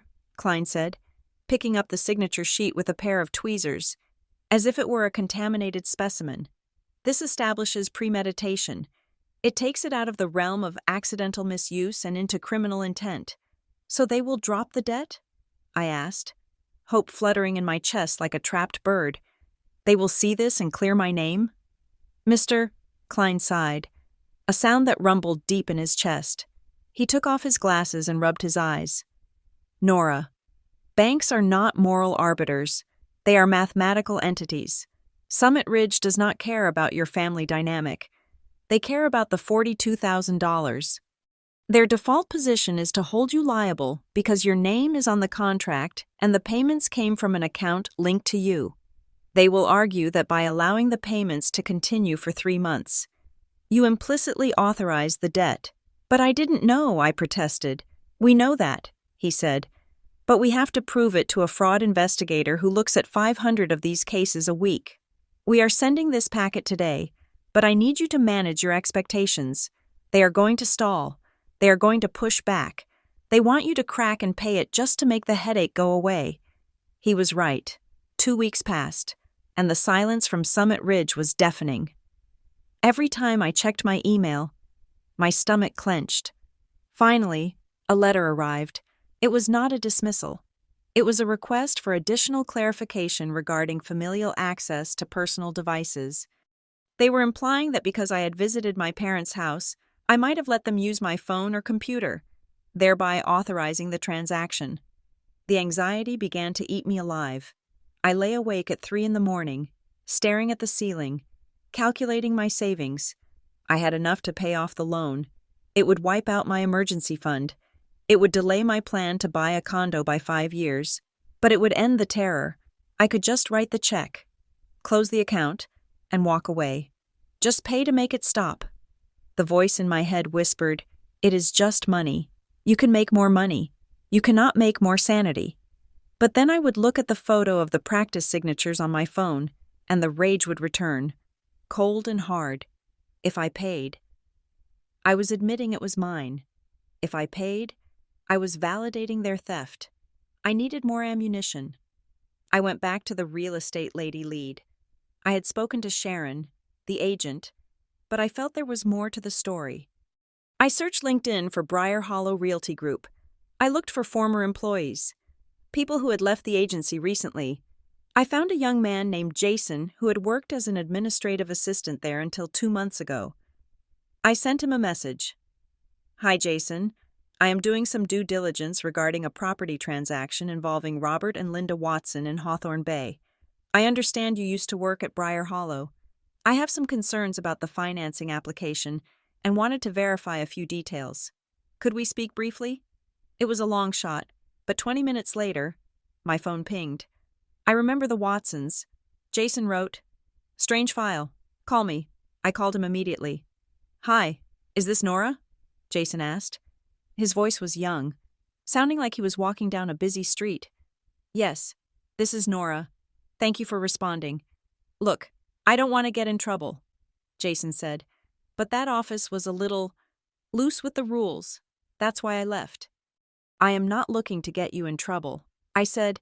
"I just need to know about the refinance application. My name was on it." "Yeah, I remember," Jason said. "Your parents were in the conference room a lot. Sharon was really pushing the creative financing angle. They were trying to pull out $60,000 cash, but their debt-to-income ratio was a disaster. They had liens, maxed out cards, the works. So how did they think they could get approved?" I asked. Jason paused. There was the sound of a siren passing in the background. "They kept talking about their backstop," he said. "Backstop? Yeah, that was the word your dad used." He said, "Don't worry about the credit score. We have a backstop." He meant you. They told Sharon that you were a silent partner, that you had excellent credit and substantial assets, and that you would sign whatever was needed to push the deal through. I felt the blood drain from my face. A silent partner. Jason continued. "The plan wasn't just to use your income to qualify. They were listing you as a contingent guarantor. Basically, if they defaulted, which Sharon knew they would, the bank would come after your assets immediately. They were leveraging your entire financial identity to get that cash, to fund my sister's business," I whispered. Jason laughed. A harsh sound. "Business? Lady, there was no business. I saw the disbursement plan. They wanted the $60,000 to pay off a private loan they owed to some guy in the city, and the rest was earmarked for lifestyle maintenance. They were drowning, and they were going to use you as a life raft." I thanked him and hung up. I sat in my car, gripping the steering wheel. A backstop. I wasn't a daughter. I wasn't even a person. I was insurance. I was the fail-safe they kept in their pocket so they could live recklessly without consequences. I needed to talk to Elise. I didn't call her. I knew she was in the city that day because she had posted a photo of a latte from a cafe 3 blocks from my office, captioned "City Vibes." Big meetings. I walked to the cafe. It was a gamble, but I knew her habits. She would sit there for hours, pretending to work. I saw her through the window. She was sitting at a corner table, tapping on her phone, looking every inch the aspiring entrepreneur. I walked in. The bell above the door chimed. Elise looked up. Her face went pale when she saw me. I pulled out the chair opposite her and sat down. "Nora," she stammered. What are you doing here?" "I spoke to a guy from Briar Hollow. I said, "I didn't yell." My voice was deadly quiet. Elise flinched. "I don't know what you're talking about." He told me about the backstop. Elise. He told me that I was being listed as a contingent guarantor so you and Mom and Dad could pull out $60,000. Elise looked down at her latte. She stirred the foam with a wooden stick, her movements jerky and nervous. It wasn't like that. She mumbled. It was exactly like that. I said, "You were going to let me sign a document, or forge my signature again, that would make me liable for a $60,000 debt on a house that is already underwater. You were going to bankrupt me." Elise slammed the stir stick down on the table. "So what?" she hissed, her voice rising. People stared, but she didn't care. "So what if we used your credit? You have perfect credit. You have money in the bank. You have a retirement fund. That is my money. Elise, I earned it, and you hoard it," she shot back, her eyes filling with angry tears. "You sit in your nice apartment with your nice job and you judge us. You watch us struggle. You watch Mom and Dad panic about bills every month, and you just send your little allowance like it is charity. It was $850 a month." I said, "That is not charity. That is a mortgage payment." "It is nothing to you," she cried. "You always land on your feet. Nora, you always figure it out. You are smart. You are strong. You are the golden child who got out." I stared at her. "The golden child? I am not the golden child." "Elise," I said, "I am the scapegoat. I am the one you all feed on." "I don't land on my feet," Elise shouted, slamming her hand on the table. "I don't. I try things and they fail. I try jobs and I get fired. I try to start businesses and I run out of money. I am not like you. I need help. And Mom and Dad, they just wanted to level the playing field. Level the playing field." The phrase hit me like a physical blow. "You think this is fairness?" I asked, my voice trembling. "You think stealing my identity is social justice?" "It is family justice," Elise said. "It is redistribution. You have too much, and we have nothing. Why is it so wrong to share?" "Because you didn't ask me to share," I yelled. "You stole it." Elise sat back, crossing her arms. "Well," she said, her voice turning cold and petulant, "you wouldn't have given it if we asked. So we did what we had to do." I looked at my sister. I saw the envy rotting her from the inside out. She truly believed that my stability was an insult to her chaos. She believed that because she suffered, she was entitled to my success. I stood up. "You are right." "Elise," I said, "I wouldn't have given it because I worked for it, and you are going to learn that the world doesn't care about your excuses." I walked out of the cafe. I left her sitting there with her cold latte and her victimhood. 2 days later, my mother called. I let it go to voicemail. She called again and again. Finally, she sent a text. "Please, Nora, just meet me for coffee." No Dad, no Elise, just us. I want to explain. I want to fix this. I stared at the screen. My heart, traitorous and stupid, gave a little leap. It was the lure of the good mother, the mother who had brushed my hair when I was little, the mother who had made me soup, the mother I had been trying to buy back for 7 years. I agreed to meet her. We met at a diner halfway between the city and Hawthorne Bay.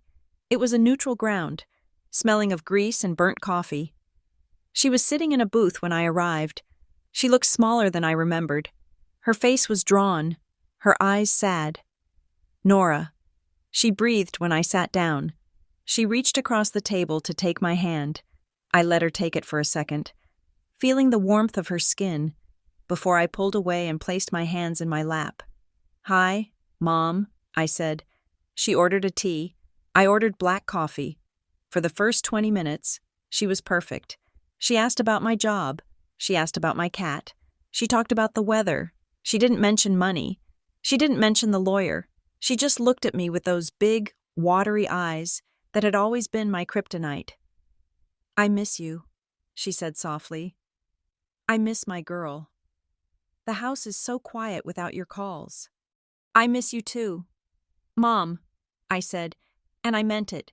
I missed the version of her that didn't view me as an ATM. I know we made mistakes, she said, stirring her tea. Your father. He is proud. He made some bad choices because he was scared. We were drowning. Nora, we didn't want to burden you with the truth of how bad it was. So you stole my identity instead? I asked gently. We borrowed your strength, she corrected. That is how I see it. We borrowed your strength because we were weak. It sounded almost poetic, almost forgivable. I felt the wall I had built around my heart begin to crack. Maybe she did understand. Maybe she was sorry. Then, she reached into her purse. I brought something. She said. My stomach tightened. She pulled out a piece of lined notebook paper. It was handwritten in her looping, cursive script. I wrote this out, she said, sliding it across the table. I think this is a way forward, a way to heal the family. I looked down at the paper. The Watson Family Agreement. I began to read. 1. Nora will immediately dismiss all legal actions and complaints against Robert and Linda Watson and Summit Ridge Lending. 2. Nora will resume monthly support payments of $1,000 to account for inflation. 3. Nora will agree to pay the remaining balance of the Summit Ridge loan over the next 5 years. 4. In exchange, Robert and Linda Watson agree to host Sunday dinner every week and include Nora in all family decisions. I read it again. It wasn't an apology. It was a surrender treaty. It was a demand that I pay for the privilege of being abused. I looked up at her. Her face was hopeful, eager. Mom, I said, my voice barely a whisper. What is this? It is a compromise, she said, smiling as if she had just solved a puzzle. See? We forgive you for the outburst at the party. You forgive us for the paperwork mix-up, and we go back to being a family. You forgive me? I asked. For what? For embarrassing your father? She said, for causing all this stress, but we are willing to move past it. Nora, we love you enough to overlook your rigidity. I felt a physical pain in my chest, sharp and agonizing. It was the death of hope. I pushed the paper back across the table. No, I said. Her smile faltered. What do you mean? No. I mean no. Mom, I am not signing this. I am not paying you $1,000 a month, and I am not dropping the fraud case. Her face changed. The soft, tragic mask fell away. The warmth vanished from her eyes, replaced by a cold, shark-like deadness. She sat up straighter. You have to, she said. I don't have to do anything. I said, I am the victim here. You are selfish. She spat. The venom was sudden and shocking. You have always been selfish, even as a baby. You screamed if you didn't get your way. Elise was never like that. Elise was sweet. Elise shared. Elise is a thief, I said. Elise is loyal. My mother shouted, banging her hand on the table. People turned to look. Elise stays. You left. You went to the city and got your fancy job, and you think you are too good for us. I left to build a life. I said, to make you proud. You didn't make us proud, she said. Her voice dropped to a hiss, low and devastating. You made us feel small. Every time you came home with your new clothes and your stories about promotions, you were mocking us. You were rubbing it in our faces that you didn't need us. I stared at her. My success wasn't a gift to them. It was an insult. I stood up. I couldn't breathe in that booth anymore. I am leaving. Mom, I said. She grabbed my wrist. Her grip was surprisingly strong. If you walk out that door, she said, looking deep into my eyes, do not come back. If you choose your money over your family, then you are not my daughter.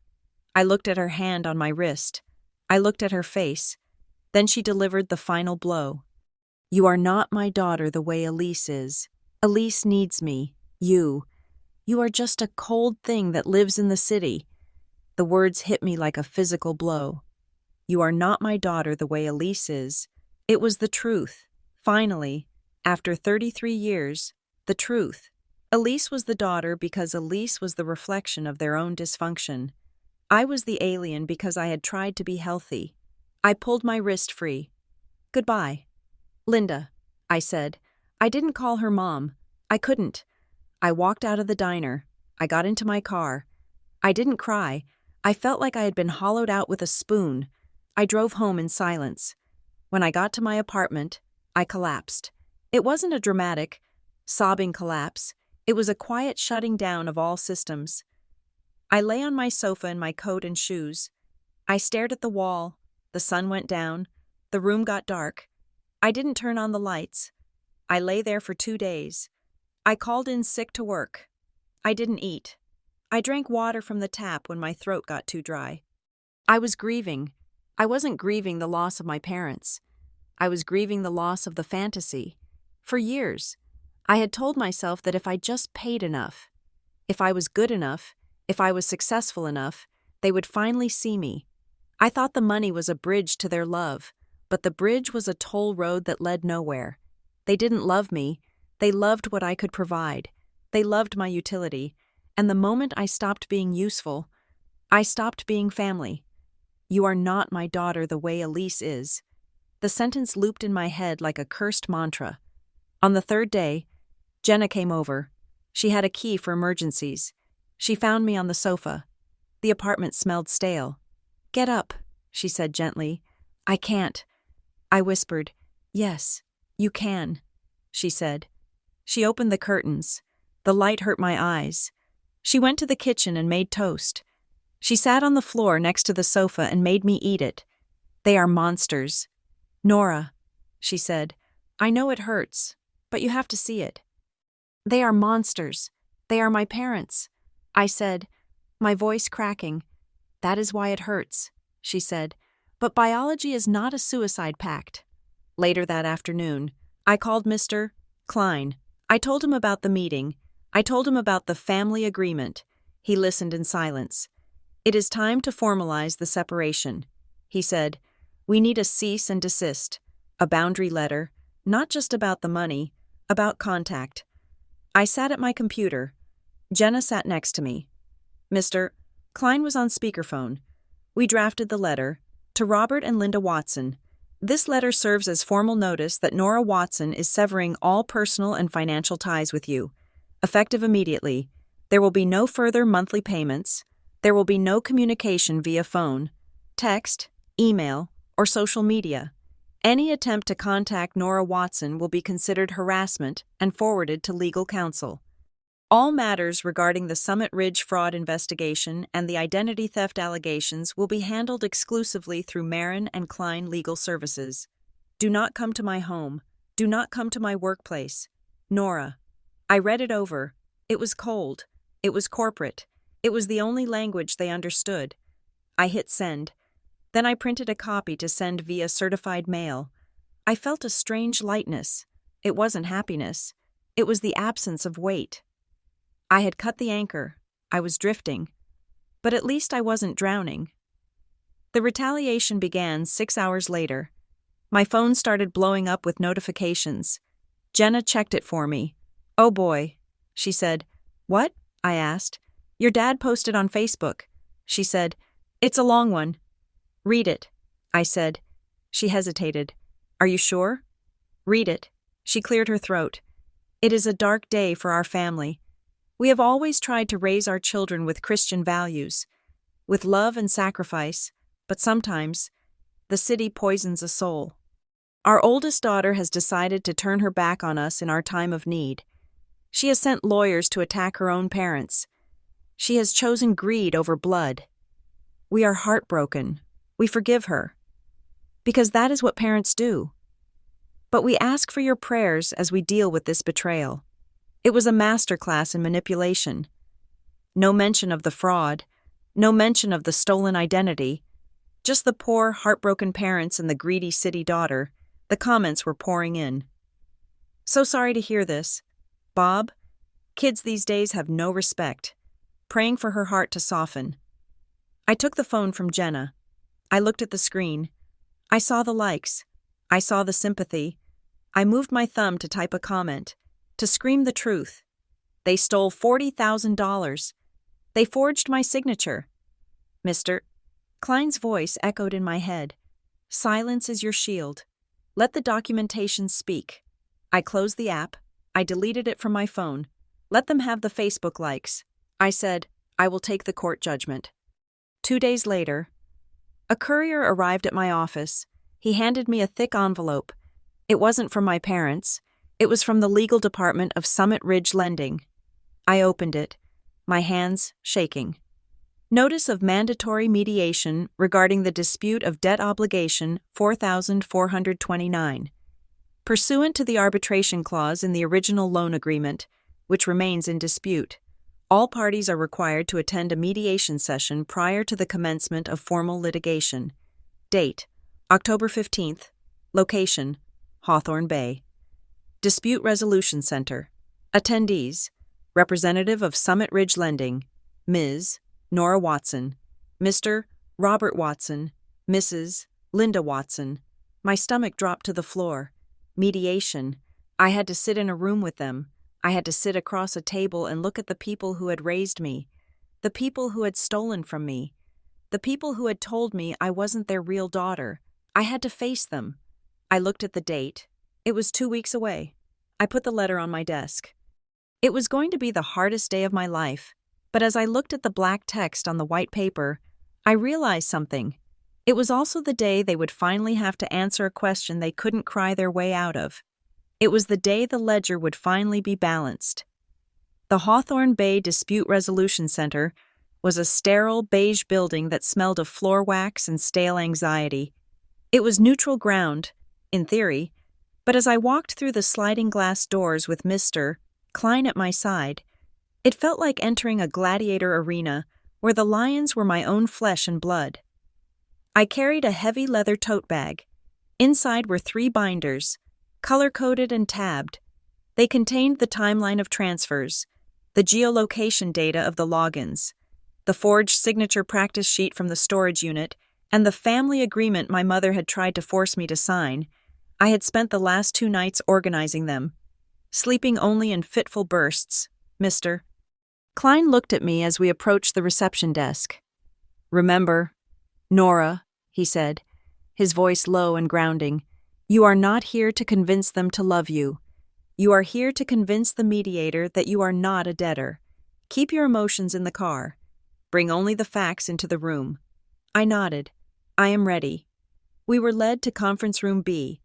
It was a long, narrow room with a rectangular table that seemed designed to discourage intimacy. My parents and Elise were already there. They had clearly coordinated their costumes. My mother was wearing a soft, gray cardigan that made her look frail and washed out. She held a handkerchief in her hand, twisting it around her fingers. My father wore his Sunday suit, which was slightly too large for him now, emphasizing his age. Elise sat between them, dressed in black, looking like she was attending a funeral. When I walked in, my mother let out a small, wounded noise. She reached for my father's hand. He patted her knuckles and glared at me, his eyes filled with a righteous, burning indignation. They were setting the stage. They were the elderly, beleaguered parents, and I was the corporate shark coming to evict them. I sat on the opposite side of the table. Mr. Klein sat next to me. At the head of the table sat the mediator, a woman named Ms. Alvarez, who looked tired before we had even begun. To her right was a man in a sharp blue suit, Mr. Henderson, from Summit Ridge Lending. Miss Alvarez introduced him. Mr. Henderson didn't smile. He had a laptop open and a thick file in front of him. He looked like a man who measured human suffering in interest points. "Let us begin," Ms. Alvarez said. "We are here to address the disputed debt of $42,000 associated with account 4429, and the allegations of identity theft raised by Ms. Watson." My father cleared his throat. It was a loud, authoritative sound. "There is no theft," he stated, his voice booming slightly in the small room. "There is a misunderstanding, a family misunderstanding that should have been handled at the kitchen table." "Not with lawyers, Mr. Henderson looked up from his file. "Mr. Watson. The loan was taken out in the name of Nora Watson. The digital signature is hers. The payments were made from an account in her name, yet she claims she did not authorize it. Can you explain that?" My father leaned forward. We have a system. We have always had a system. Nora helps us. She sends money every month. She gave us access to her accounts years ago to help manage the household expenses. This loan was just part of that flow. We assumed, based on our long-standing arrangement, that she would want to help her sister start her business. You assumed? Mr. Klein cut in, his voice sharp. You assumed you could use her social security number to secure $40,000 of debt without asking her? We didn't have to ask. My mother burst out. She was crying now. Soft, silent tears that tracked down her cheeks. She gave us power of attorney. She told us to take care of things. Mr. Klein slid a piece of paper across the table. This is the power of attorney document you provided to the real estate agent, he said. It is dated 7 years ago. It was specific to a medical proxy during a brief hospitalization. It expired upon her discharge. It does not grant financial stewardship. My father waved his hand dismissively. Technicalities. The spirit of the agreement was that we are a family. We share burdens. Mr. Henderson typed something into his laptop. Mr. Watson. Family spirit is not a legal standing. I am looking at the verification logs for the loan refinance. It was authorized via a mobile device. The number associated with that device is not Nora Watson's number. It belongs to an Elise Watson. Everyone looked at Elise. She shrank in her chair, pulling her coat tighter around herself. I don't know, she stammered. Dad told me to click the link. My father stiffened. I did not tell you to click anything. You said you handled it. I handled it because you told me to, Elise cried, her voice rising in pitch. You said Nora wouldn't mind. You said she had plenty of credit and we needed the money for the inventory. Ms. Alvarez held up a hand. Please, let us lower our voices. I opened my binder. I took out the family agreement, if this was all a misunderstanding. I said, my voice steady, though my heart was hammering against my ribs, then why did you try to force me to sign this last week? I slid the handwritten note across the table toward the mediator. Ms. Alvarez picked it up. She read it silently. Her eyebrows went up. Nora will resume monthly support payments. Nora will agree to pay the remaining balance. This looks like an admission of liability. Ms. Alvarez said, you are asking her to agree to pay a debt you claim she already authorized. If she authorized it, why would you need this agreement? My mother stared at the paper. That was a peace offering, she whispered. We just wanted to heal the family. We wanted to stop the fighting. By extorting her? Mr. Henderson asked. He wasn't looking at his laptop anymore. He was looking at my parents with a cold, predatory focus. We are not extortionists, my father shouted, slamming his hand on the table. We are parents. We raised her. We fed her. And now she treats us like criminals. Mr. Henderson opened a folder. Speaking of criminal activity, he said, we have been coordinating with the fraud department at First National Bank regarding the source of the payments. The account ending in 678. The room went deadly silent. We obtained the original account opening documents. Mr. Henderson continued. It was opened in person. 10 years ago, 2 forms of identification were used, a driver's license belonging to Nora Watson, and a social security card. He pulled out a photocopy. I looked at it. It was my old license, the one from my early 20s. There is a note in the file. Mr. Henderson said. The bank representative flagged the ID because the photo looked slightly different from the person presenting it, but the second form of ID satisfied the requirement. However, we also pulled a police report filed by Nora Watson from that same week 10 years ago. He looked at me. Ms. Watson, did you report a lost wallet 10 years ago? I felt a cold shiver run down my spine. The memory hit me with the force of a physical blow. I was 23. I had been visiting my parents for the weekend. We had gone out to dinner. When I got back to the city, I realized my wallet was gone. I had panicked. I called my mother in tears. She told me to check my car. She told me to check my apartment. I canceled my cards. I filed a report. 3 days later, my mother called me. Good news. Honey, we found it. It must have fallen out in the driveway. It was under the hedge.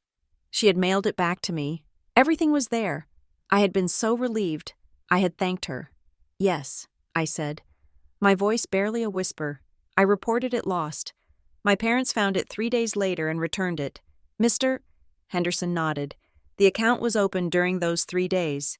I looked at my mother. She wasn't crying anymore. She was staring at the table, her face pale and rigid as stone. You stole it. I said, you didn't find it under the hedge. You took it out of my purse. You kept it for 3 days so you could go to the bank and open a joint account in my name. You impersonated me. Elise let out a small, strangled gasp. My father refused to look at me. He stared at the wall, his jaw working furiously. That is a lie, he rasped. You dropped it. We found it, and you just happened to open a bank account with my ID on the exact same day? I asked. Coincidence, he muttered. Mr. Henderson closed the file. It was a sound like a gavel coming down. Mr. and Mrs. Watson, let me be clear, he said. We have a digital trail connecting your IP address to the loan origination. We have a paper trail connecting your daughter's stolen ID to the funding account. And we have a witness, your other daughter, who just admitted on record that you instructed her to authorize the transaction. Elise looked up, her eyes wide with terror. I didn't mean it, she squeaked. I was just saying what happened. You traitor. My father hissed at her. You shut your mouth. Elise recoiled, as if he had slapped her. Then, her face twisted, the fear vanished, replaced by an ugly, desperate anger.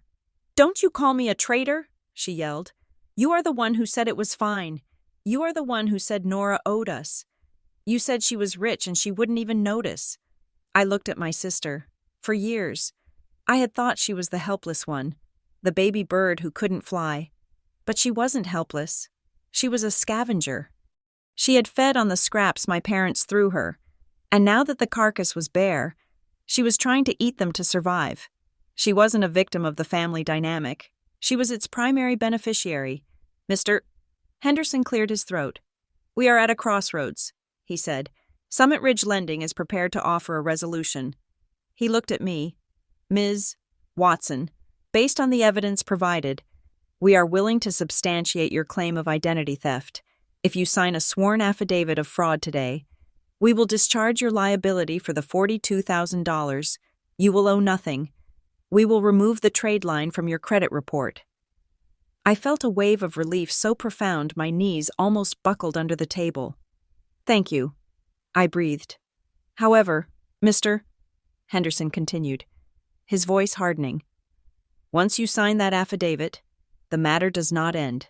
Summit Ridge will immediately refer this case to the district attorney's office for criminal prosecution.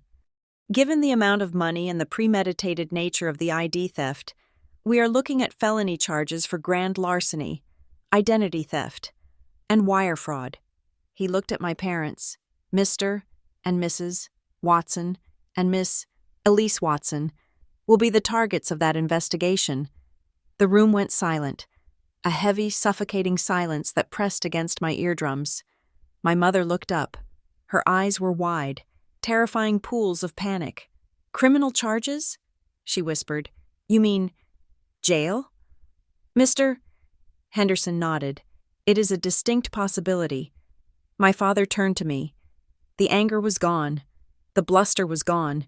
He looked suddenly like a very old, very frightened man. Nora, he said. His voice was shaking. Nora, please. I looked at them. I looked at my mother, who had nursed me when I had chickenpox, and who had also stolen my identity to buy a stand mixer. I looked at my father, who had taught me to ride a bike, and who had also called me a cash cow behind my back. I looked at Elise, who had been my playmate, and who had forged my signature to fund a fake life. Please don't do this, my mother begged. She reached across the table, her hand trembling. We are your parents. We made a mistake, but you can't send us to jail. You can't. If you don't sign... Mr. Klein whispered to me, the debt remains yours. You will have to pay the $42,000, and they will likely do it again. I knew he was right, but the choice wasn't just about money. It was about the soul of our family. They were asking for mercy, but they weren't asking for forgiveness. They were asking me to pay for their crimes. They were asking me to take the bullet so they could keep holding the gun. Nora, my father said, tears spilling onto his cheeks. We are old.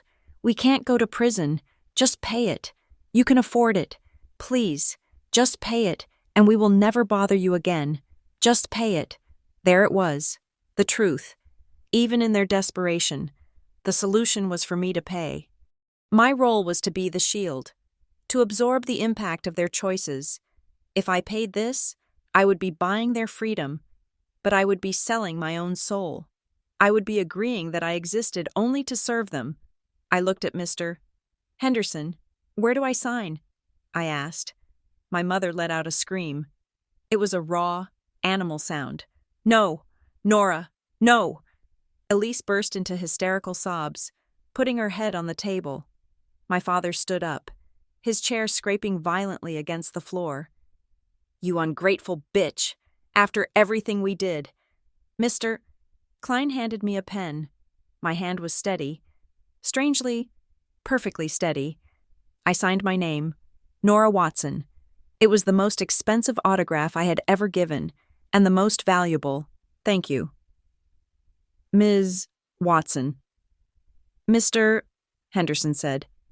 He took the paper. We will handle it from here. You are free to go. I stood up. Mr. Klein began to gather my binders. I turned to look at my family one last time. My mother was sobbing into her hands, rocking back and forth. My father was gripping the back of his chair, his face purple with rage. Elise was staring at me with pure hatred. You are dead to me, my mother screamed. Looking up, her face was twisted, unrecognizable. Do you hear me? You are dead. I have no daughter named Nora. I looked at her. I felt a profound sadness, but it was a distant sadness, like looking at an old photograph of a house that had burned down years ago. I know, I said softly. I turned and walked toward the door. You will regret this, my father hissed after me, when you are alone. When you have no one. You will regret this. I pushed the door open. I walked out into the hallway. I walked through the reception area. I walked out into the bright, cool sunlight of the parking lot. I took a deep breath. The air tasted sweet. I checked for the regret my father had promised. I searched my heart for the crushing guilt my mother had trained me to feel. It wasn't there. Instead, I felt a strange, quiet stillness. The fever had broken. The infection was gone. I was alone, yes, but for the first time in my life, I was free. In the weeks that followed, the fallout was nuclear. My credit report was scrubbed clean. The score jumped up, a digital validation of my freedom. I started looking at condos again. I started sleeping through the night, but the family landscape was a war zone. Elise took a plea deal. She gave evidence against our parents in exchange for probation and community service. She sent me a long, rambling email blaming me for ruining her potential, which I deleted without reading. My parents were facing a trial.